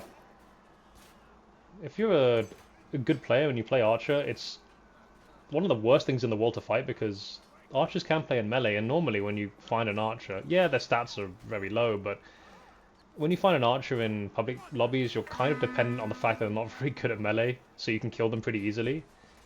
If an archer knows how to defend themselves for at least 10 seconds, they'll often just get defended by their teammates, and there's not much to be done. The Gathians definitely pushing back here. I would say that they seem to be getting the better of most of these exchanges. And they are winning on kills, but not by too much. In fact, the level of kills is not anywhere near as fast by the looks of things as the last match, at least not from my perception. But there are less players, so it kind of makes sense. Let's go and spectate. Oh no, team kill by a special attack. Oh, well, he got rescued. Exposure with the Highlands, one of the best 1vx weapons just because the counter window is crazy and it's got huge range and damage. So actually see another Highland here, so other people catching onto that. It's also a very good flanking weapon, as I said. 105 cut damage on the sprint attack. Looks like we've got a nice little jewel in the corner here, so let's see. Ooh, good bit of spacing there, and yeah, was forced to overcommit with the jewel. So that was a good save there from his teammates. Blue's teammates. Wolves still winning so far, I believe, yep. They've seemed to have maintained an early lead and sort of held on to it. And no sign of a momentum shift, so it looks like actually they're pretty even. It's just that early, quick start they had that is helping them. See the Masons though, they're clumped up over there. See if they can make a bit of a push.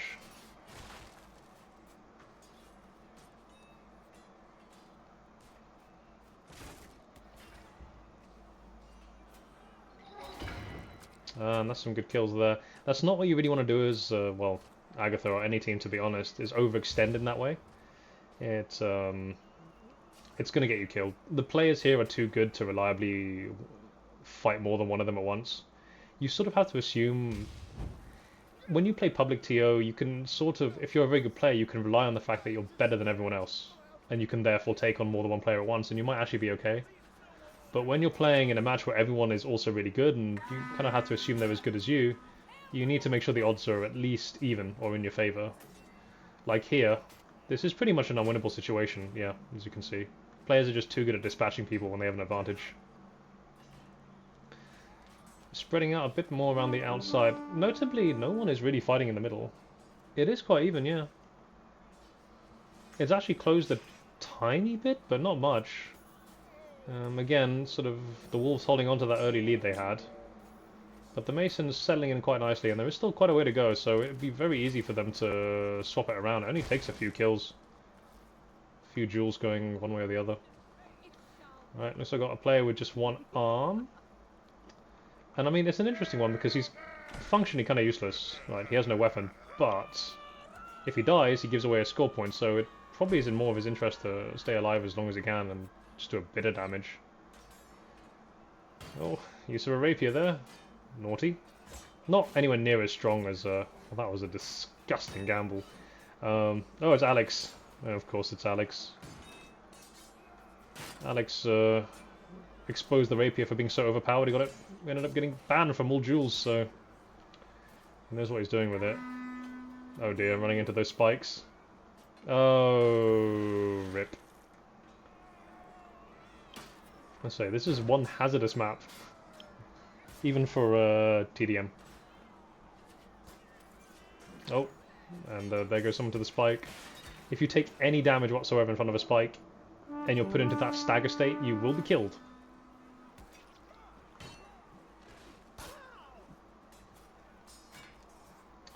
And the combat seems to be migrating over, actually. But I will say... Oh, there's an archer up there.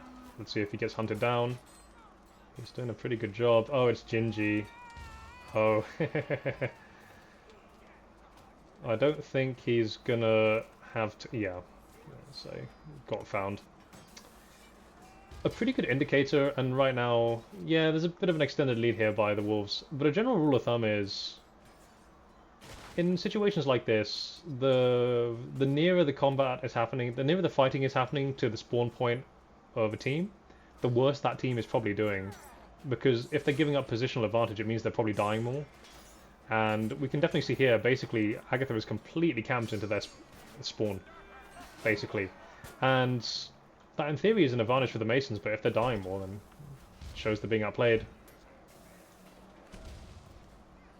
I guess it does have to be careful though about overextending, because it is possible to sort of overcommit and then put yourself in like a position where you're so near the spawn point that you're just dying too quickly because you're in a bad, you know, they're replenishing faster than you can. I believe, Anchor, that Rapier is banned from the dual formats. And I'll be honest, Fritz is probably very happy about that, because I happen to know that both Fritz and Astro, who are on the Paladins, actively said they didn't want to fight a Rapier user. I mean, it's a broken weapon, let's be completely honest. It's probably for the best it's banned. I'm sure not everyone will agree, but at the end of the day, it is a bit much, and there's more to be gained from it not being in the game. You know, there's other weapons people can use. I don't think there's any player in the game who can only win fights with Rapier. There's other one-handed weapons, but they're just a bit less overtuned in terms of speed.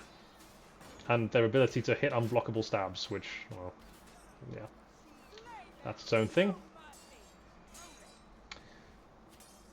Something funny about the handle hitbox of the Rapier, apparently, which is what's causing that weird side stab. I won't show people how to do it if you don't already know. Just for those of you who don't, there is a way to basically stab someone with a Rapier in a way that they just can't defend it for 70 damage. So, weapon got banned from comp.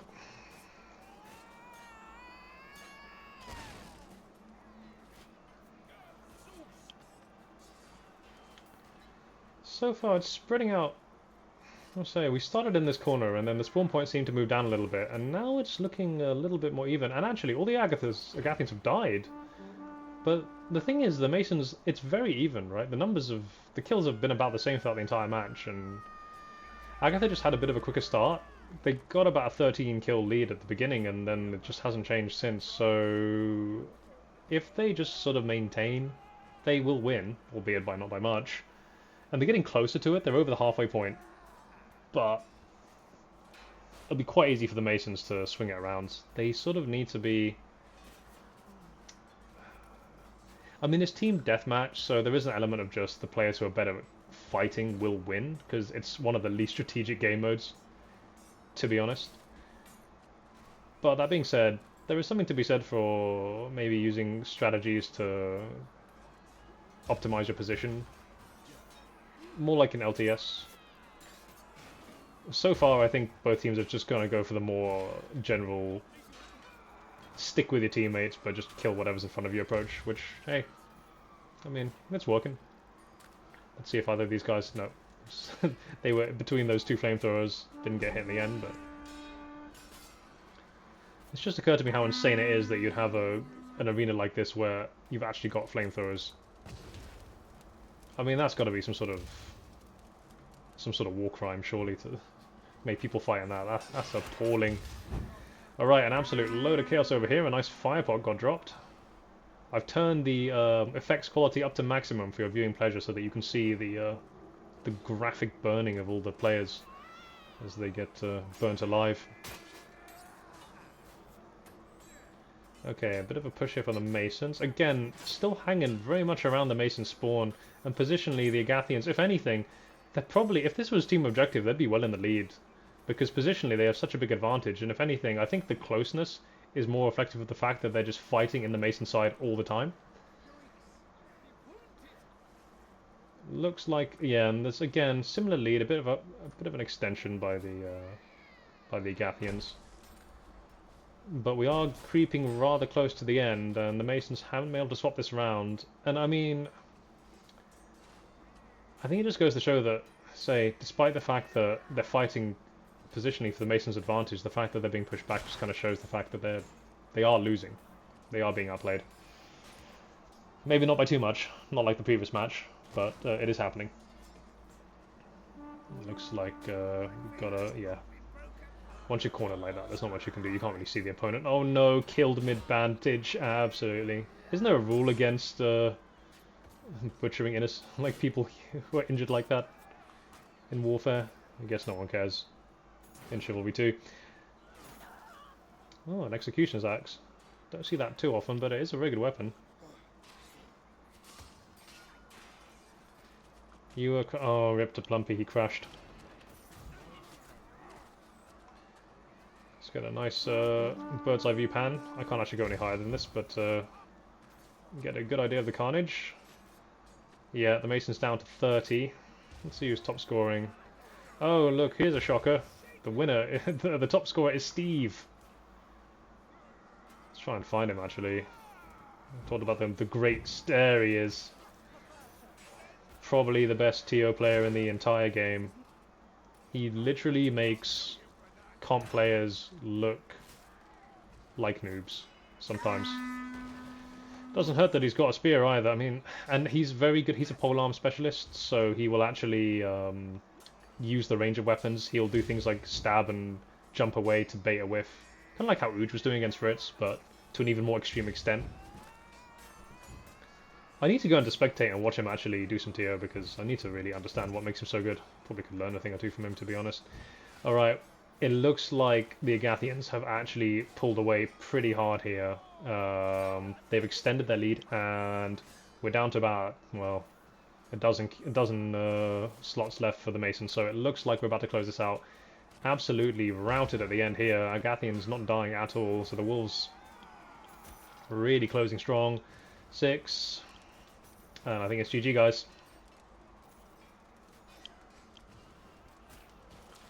And 2, and yeah, I think this is very much over. Game end. Yep, well played. So the Wolves have won, and they'll be very happy with that. That should put them near the top in terms of the scores. Of course, the Silver Cross capturing their first TO match of the entire league. Now the question is, and of course the Paladins with the raid, I think if the Paladins want to hold onto their lead, they may have to win the next event, which is where they're going to have a rematch. They will once again try and capture Aberfell off of the Wolves. Let's see if the Wolves can ride the momentum from this TDM. We'll have a look and see if we're on a new server. Yeah, I believe we are on a new server, so I will put a BRB, and I'll be back with you very soon. Actually, you know what? Just for you, Adam, have a trailer.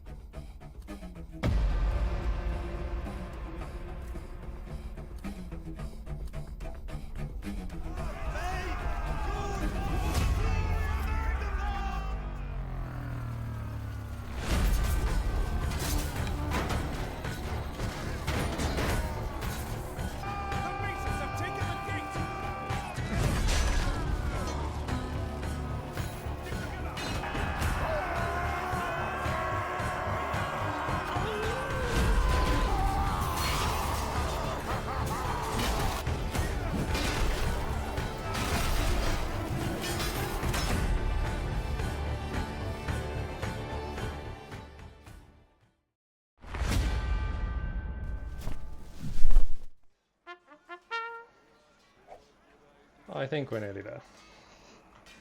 I think we are nearly there.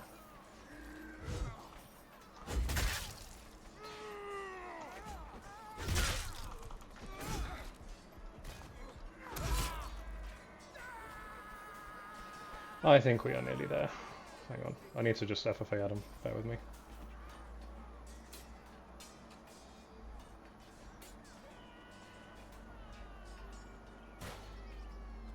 I think, yeah, we're at 31. Okay, we should be okay.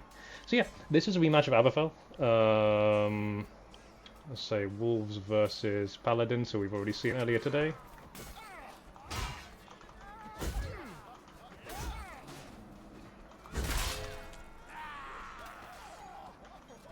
There we go. That's the stuff. Just needed to get a good teabag.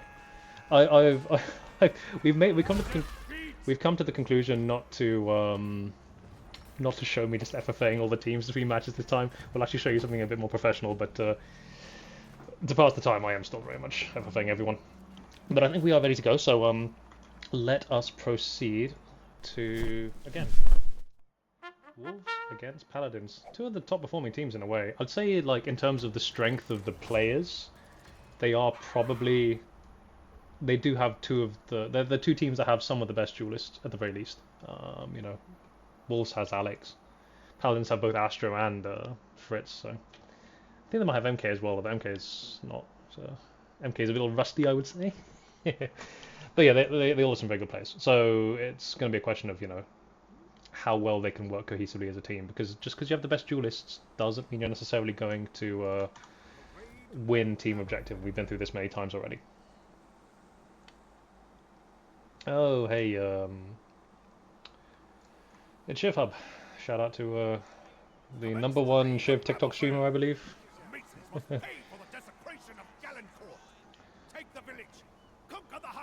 Go check it out if you have the chance already. Caruso and LRM, I believe. Alright. You can see the incoming attackers on their boats. And here they come. Not quite as spectacular as a raid as when it's 32 player teams, but still very impressive. A bit of early combat.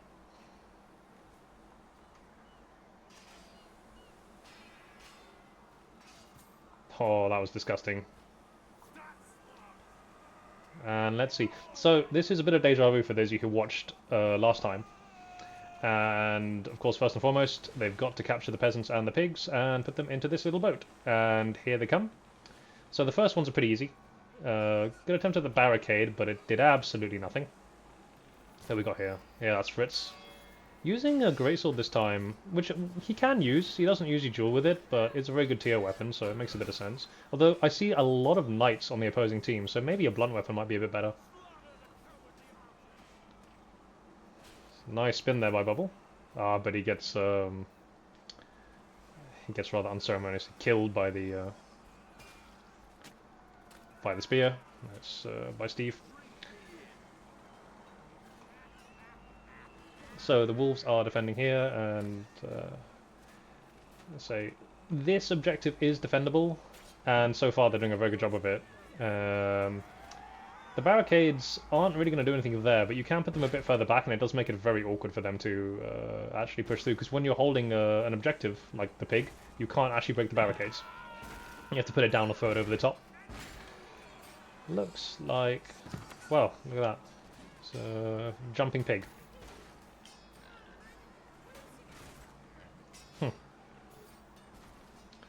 Oh, bit of action over there, but let's see what's going on in the middle. Okay, so it seems like they've done a good job of gathering the objectives. They haven't managed to actually push them in, and that's probably because they're being attacked as soon as they get a chance. But there's quite a few of them here now, so while they're dominating the boat, they should, yeah, make the most of it and throw in the objectives, and that'll be a nice little horde. And here comes some more on the left side, and that's an unfortunate spawn timing for the Masons, because they've not been able to get there in time to stop all this happening. Bit of good fortune there for the Agathians, to be honest. Oh, it was a worthy sacrifice there, Bubble. And I think they may have actually gathered enough in that time to clear up. Maybe they need to gather a few more. So the nearest objectives, the pigs in the stables, especially just around the corner there, they're very easy to get hold of. But it's the ones actually, the peasants especially out near the edge of the objective that are a bit more difficult because they're near the mason spawn. So those ones are a bit tougher. Looks like we have one too many Agathians, so hopefully they just swap the numbers around. Ooh, bit of a mad scrim in the middle on the boat here, but it's all well and good dominating the boat as the Agathians, but if you don't actually have any objectives to feed into it, it's not actually going to achieve much. So someone needs to go over there and try and find a peasant, and it looks like we've got one just around the corner. And again, a bit of an unfortunate spawn timer there from the Masons, because he's able to grab that just in time. Come on, Fex. You can do it. Are they going to get... No, they couldn't stop him in time. Shout out to BKM Fex, leader of BKM clan. Not really... I don't think the clan in general plays Shiv anymore, but it's good to see that Fex is repping them all the same. I mean, that being said, Fritz is BKM, isn't he? I completely forgot. Oh, no, he's not. He swapped the custodes. Adam's new revival. So, I suppose really, yeah. It's, Fex holding the fort for BKM. A bit more combat going on, and let's see, yeah, there we go, Zeki. Cheeky little attempt to grab a peasant. He threw it up on the mountain, on the little hill, I should say, so that he could, look at this. Look at this. This is so naughty. This is absolutely gross. Have a look at this, guys. Have a look at that. That is absolutely diabolical. He moved that all the way around and absolutely no one cottoned on. And now all that they need is for one Agathian to pick it up, and there I see a window of opportunity. No one's taking it though. Alright. Wow, that dialogue. They just need to grab those two. Okay, that's one. They just need. Oh, he almost did it. He just has to throw it. Wow, they are really. I got to say as well, this actually bodes, even though they're close, this bodes pretty well for the Masons, because this objective should be pretty fast, and actually it's taking them longer to win this objective than it did last week. So, I would say so far it's looking pretty good.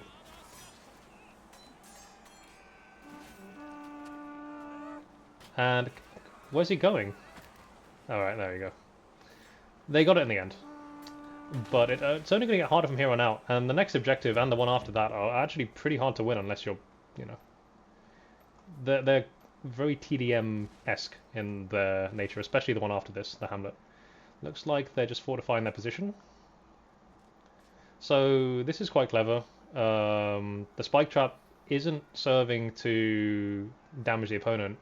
It lets them jump on top of this. And it makes it easier to defuse it from different angles. So very clever. We saw an absolutely diabolical... oh, that's so naughty. No one spotted Fritz. And they're not defending that side at all, and this is actually pretty disastrous for the Masons. And this is actually the hazard of having smaller teams, because it's harder to keep the same number of objectives, we've got less players to defend them. It's harder to keep an eye on it, and the teams are a bit smaller this time, I think, and it will make it harder for defense. If there's just one objective, it doesn't really make any difference. But when there's two like this, and you have to split your attention, you've got less players. Oh, here we go, yeah, the OVA strat. So, for those who didn't see last time, you climb to the top of this, jump down, put the banner, and no one can see it. It looks like they've stemmed the that side, although this one is looking pretty bad right now for the Masons. Not able... Yeah, they've completely swarmed it. It doesn't look like they're able to defend this. At least not so far. Looks like it might explode any second. Well, that was a nice attempt to... Oh, he's going to defuse it from the back. They haven't even seen him. They haven't even seen him. That is absolutely awesome. He dropped from the top of the tower and was able to defuse it. Got it back on. And the thing is, even if you defuse it, the timer actually is incremental. So they just have to reignite it. It's not the... It's a fairly forgiving objective in that regard. Alright. A lot of fighting, but they're not able to make any inroads on this. Yeah, he's not going to be able to pull that off. There's too many of them around. Yeah, there it goes. Okay, so that was a lot better there from the Athens, actually. They really, really good job. Faster than last week. And the Masons know there's no point holding their ground. What you want to do on this objective is quite simple. This flag will be dictated by who has the most bodies on the objective, You just want to get everyone on here. Don't try fighting outside the perimeter defense, because you're not going to be helping the objective. Unless you're killing like 5 people or something, but ultimately, if you are on here, you're going to help keep the score on your side. This is pretty much the purest, in terms of just which team is better at fighting, this is probably the purest objective there is, I would say. It very much is just a mini team deathmatch. It's actually used for the, I think there's a brawl map which is held on this location right here. So it almost functions as like, would function as an FFA arena if it needed to.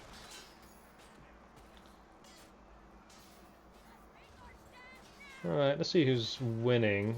To be honest, Agatha seems to... They seem to be doing a good push, but they don't actually have the objective yet, so maybe it's deceptive. I mean, the Masons are... They're kind of leaning back. They're not really pushing too hard. It's really the Agathians who are trying to make inroads to the center. And they've got the numbers, yeah. That's what I thought. Seemed like a matter of time. But now the Masons coming in with a spawn seem to have... Nope, and then an Agathian spawn seems to tip the numbers. They're doing very well here, the Agathians. Let's see if there's any Masons coming in. I don't see any whatsoever. And another thing I will point out is, right, the Agathians have... the Paladins have the best duelists. Overall, I would say, arguably. The smaller the teams, the more beneficial for the players who are good at dueling. Because there's less chaos and you're more inclined to get into 1v1 engagements. So yeah, it's gonna work quite well for them, and I do think the teams are a bit smaller this time. But they weren't huge last time, to be fair. They'll also have had a week to strategize and improve their tactics from last week, because it is literally just a repeat of last time. Okay, looks like that first set of gains by the Paladins has been stopped, and now it seems to be... If it's not ticking... it is ticking back down, actually, I think. Yeah. So it looks like the Masons have retaken the objective, and this is the thing with this objective. It's a bit less forgiving in the sense that if the Agathians lose it, they actually lose the progress. It tips back down to, all the way down to 0. Quite slowly, but it does happen. So they'll need to regain the numbers, otherwise, And the other thing as well is this is a fairly slow objective. The objective doesn't fill up very fast, so there's actually less time on the objective than you'd think. You actually need to leave pretty much about a minute of buffer, so there isn't just under 5 minutes left. There's actually just under 4 minutes left, and that's not great, especially because they still haven't got the objective yet. So they need to basically seize this objective in the next 2 minutes and hold on to it. And I gotta say right now, the Wolves, and there's another spawn coming in, well, there's a bit more progress being made actually by the Agathians. So the Paladins have made it back. The Wolves just came with a spawn point, and I think that they actually lost it. Yeah, I think that that spawn point was very well timed there for the Wolves. Seems like they've just recaptured it, and now here comes a little spawn point from the Agathians. And it really is a case of, like, can you make use of your spawn points, Can you come reinforce the numbers? And then it's really onto the people who are there already to stay alive. Because then when you get reinforced, you have the greater numbers. And it looks like the Paladins have now come in. And yeah, that extra reinforcement in the back, like I said, means that they're going to win. Or at least they're currently winning. No one coming in so far. Ah yeah, a couple of Masons, nothing huge. Okay, down it goes. Okay, so the Paladins are making net progress. We're about halfway now. I don't know if at this tempo it's going to be fast enough, though. We're down another minute and change.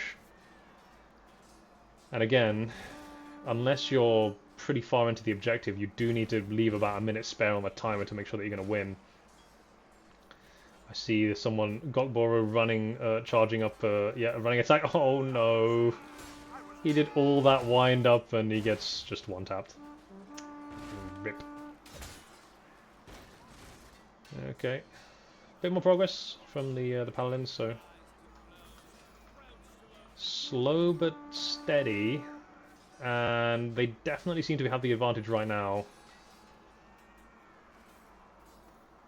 So I think they might be okay. Yeah. Although a big set of numbers of the Masons on this side may be enough to knock the objective back down. But here comes a big spawn point from the Agathians. And in fairness, it is not 100% even because I do think that the Agathian spawn point might be a hair closer. And of course the progress ticks a bit faster for them. So at this point they should have the advantage. They just have to sort of keep up what they were doing, but this is taking a bit longer than I think they'd like. And don't forget, when you clear an objective, the more time you had on the previous objective, the better it is for the next objective, because that time carries over. And we're down to 2 minutes, which is pretty tight. I don't think this is a guaranteed thing, and actually I think the Masons are putting the objective back down. Like I said, with the progress they have, they basically need to leave about 40 seconds. I think if the Masons can hold on to this objective for about another minute, it might be GG. So this is time. Here comes some more Agathians. Here comes some more the Paladins. They need to really push here. And of course the Wolves won their previous fight and would have won a bunch of influence points for that, so there is a chance the Wolves could potentially overtake the Paladins if they win, and the objective is ticking down with the time nearly running out. And yeah, unless the Paladins run in and really just take all these numbers and take this objective and hold on to it non-stop, literally from right now it's over. And okay, they've got it. They've got it indeed. They may just be able to do this. There are hardly any Masons. I don't know where the Mason spawn has gone. It seems to have disappeared into the ether. Here they come. Alright. This is...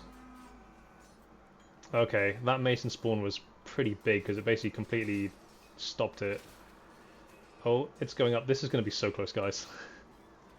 You can see it ticks up a couple and then it stops, and ticks up and stops, and it's coming back down. I don't know if it's possible to win this anymore. I think that last little jump in from the rest of the Masons, the rest of the Wolves, might have stopped it. Oh, wait, no, it's climbing! It's climbing! And there's a big number of the Paladins. The Agathians are closing. I think they've got it. I think they've got it. Yeah, with 10 seconds to spare. Oh, it's been stopped. And they got it. We get to see more. Okay, alright. That was incredibly close. And there's a plus 6 minutes on the timer. They basically had absolutely nothing left. So it's good for Paladins that they won it. But this is arguably the hardest objective coming up. And I don't... they've now... I mean, you get time when you knock one over, to be fair. But there's 5 stones to topple, 6 minutes. So they're going to have to be very efficient. Wow. Here's a brave soldier right there. Got tackled. Absolutely clobbered. But yeah, there's work to be done here. That was a bit too close for their comfort, I would say. And it goes to show the Wolves are actually doing a very good job. Maybe that TDM match they had earlier really got them in the zone. But say, all to play with the Paladins, they got it in the end. May we see the scoreboard? You absolutely may. Looks like Astro and Zeki are winning on the Paladin side. Not really a shocker. Zeki with the spear, and Astro is Astro. And Steve on top for the Wolves. And Legion's actually in second. Well played, Legions. Okay, looks like they're uncontested here, so they'll get this one. This one is the easiest. Obviously, it's nearest to the spawn point for the Agathians. This one, funnily enough, is maybe the hardest. I think last time they didn't hold on. The Wolves didn't hold on to it as well as they'd have liked, because this one can be an absolute pain. The kills are close, yeah. I mean, they're basically the same, aren't they? It probably equalized very much at the that last objective because it was just pure like TDM. But yeah, this objective is an absolute pain to get, especially in public lobbies, especially if you use the... yeah, so I think that was Alecks who spotted that. Good awareness there. The thing is with this one, it's positionally very difficult. It's on a hill. You can barricade it easily. It's quite close to the Agathian spawn at this point, and it's... so the Agathians can basically just run down from here. Sorry, the Masons can run down from the hill and just whack them in the back. It very much favours their position. It's a bit of a choke point in that sense. If you can knock this down, the next 2 stones are a bit easier, and then the final stone's very hard. So this is going to be a case of like, can they optimise And again, like I said, they have basically no time carryover from the last objective. They got it with 10 seconds to spare. And that means they have a lot less time than they'd like. So we're currently at 4 minutes, and there's still 4 stones to topple. That's a minute a stone, plus 2, I guess, for knocking them over.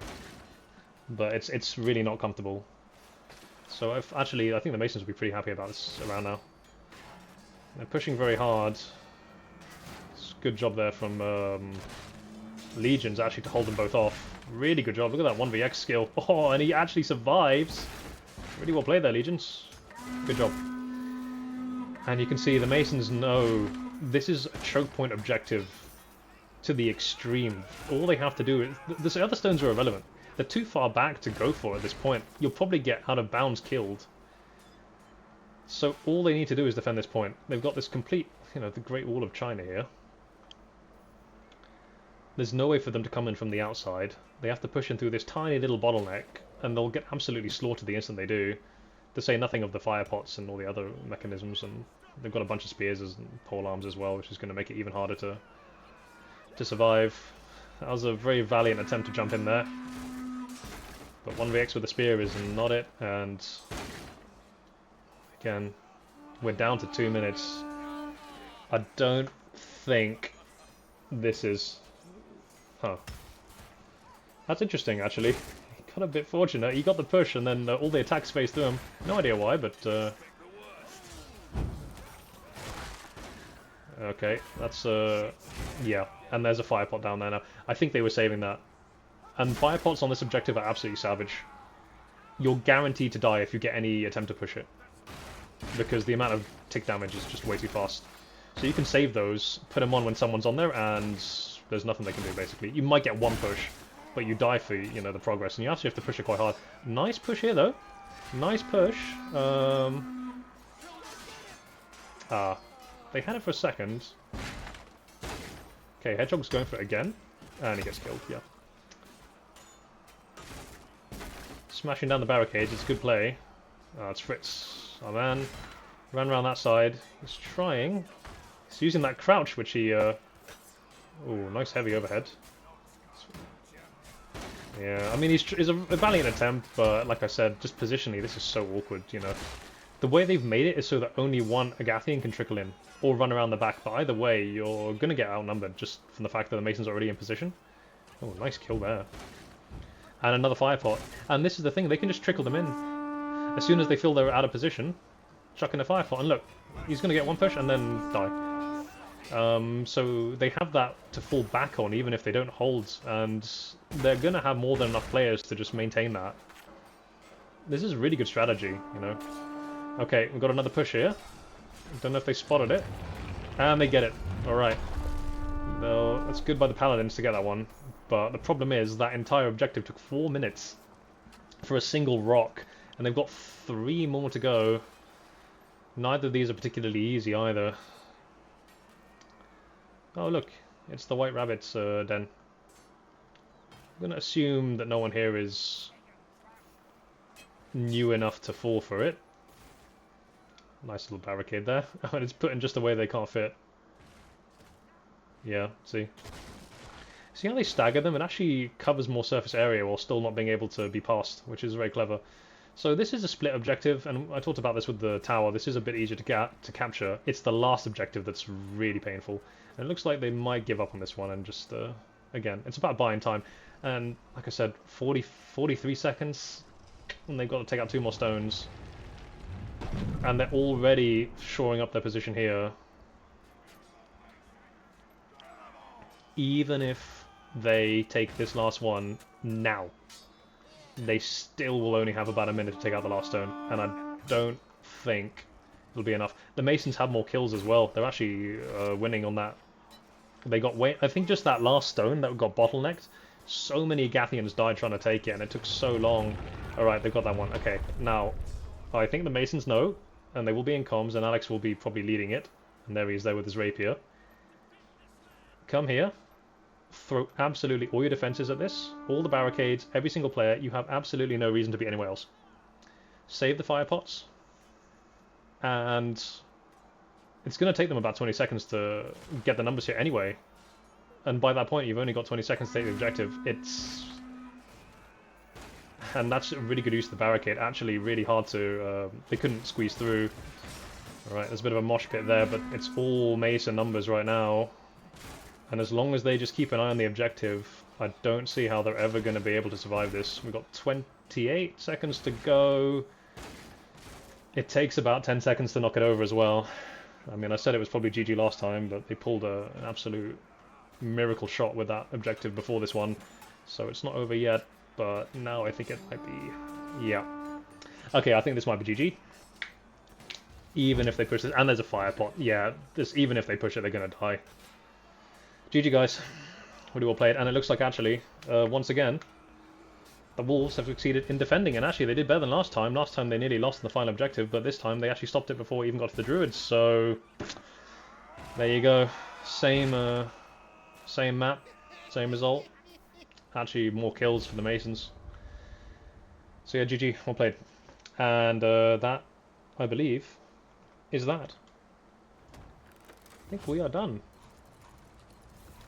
See if there's any matches, but I think we are actually finished. Yeah, I think we're done. Apparently I have infinite XP. So yeah, really good stuff.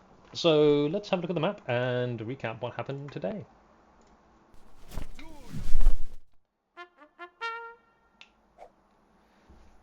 So, we had the battle at the gate, which was won by the Silver Cross, and they ended up going on to take Folmire, so there'll be a load of points for them. They might even be in the lead. We had the raid by the Paladins, where they had that first to 10 between Uj and Fritz using their special ability. And match point down, Fritz managed to just about squeeze out the win, so they got some points from the raid. But then they tried to attack Aberfell, as a repeat of last week, but they did not succeed in the bottom left. So once again, they're left wanting for new territories, although they do still have the gate.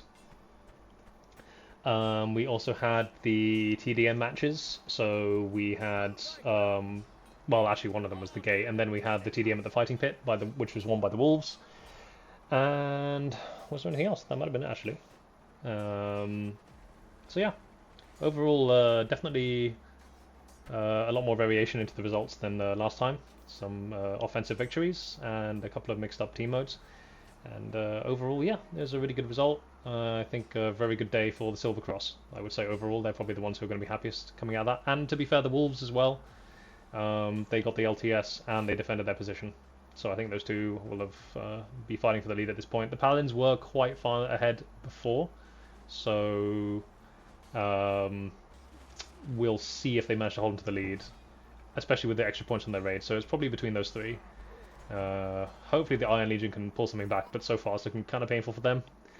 So yeah, hopefully they can pull things up in the next week. Beyond that, guys, I think we are done for today. The only thing I will say is shout out again to Fiefdom for sponsoring this event. Shout out to Palestra for being the organisers of it. Shout out to Citadel for being the ones who are we're running it through them. GG's Anchor. Shout out to Lancelot. No, sorry, what am I saying? Shout out to Legatus for for making this map and making the entire event and all its rules and everything involved with that. Shout out to Alecks for organising everything and running the events. And shout out to all of you guys for watching and for all the players taking part. Shout out to you, Anchor. Absolutely, you're our goat as always. Keep an eye on announcements. We will update you both with the scores and for another tournament, which we have confirmed is going ahead very shortly. I'm sure you'll be very familiar with it. It's probably the one that we all know the best, so I'm sure we can expect an announcement from Alecks very soon. And all I'll say is I hope that you guys have kept your dueling skills up to polish, because you'll be needing them very soon. Alright guys, have a good night.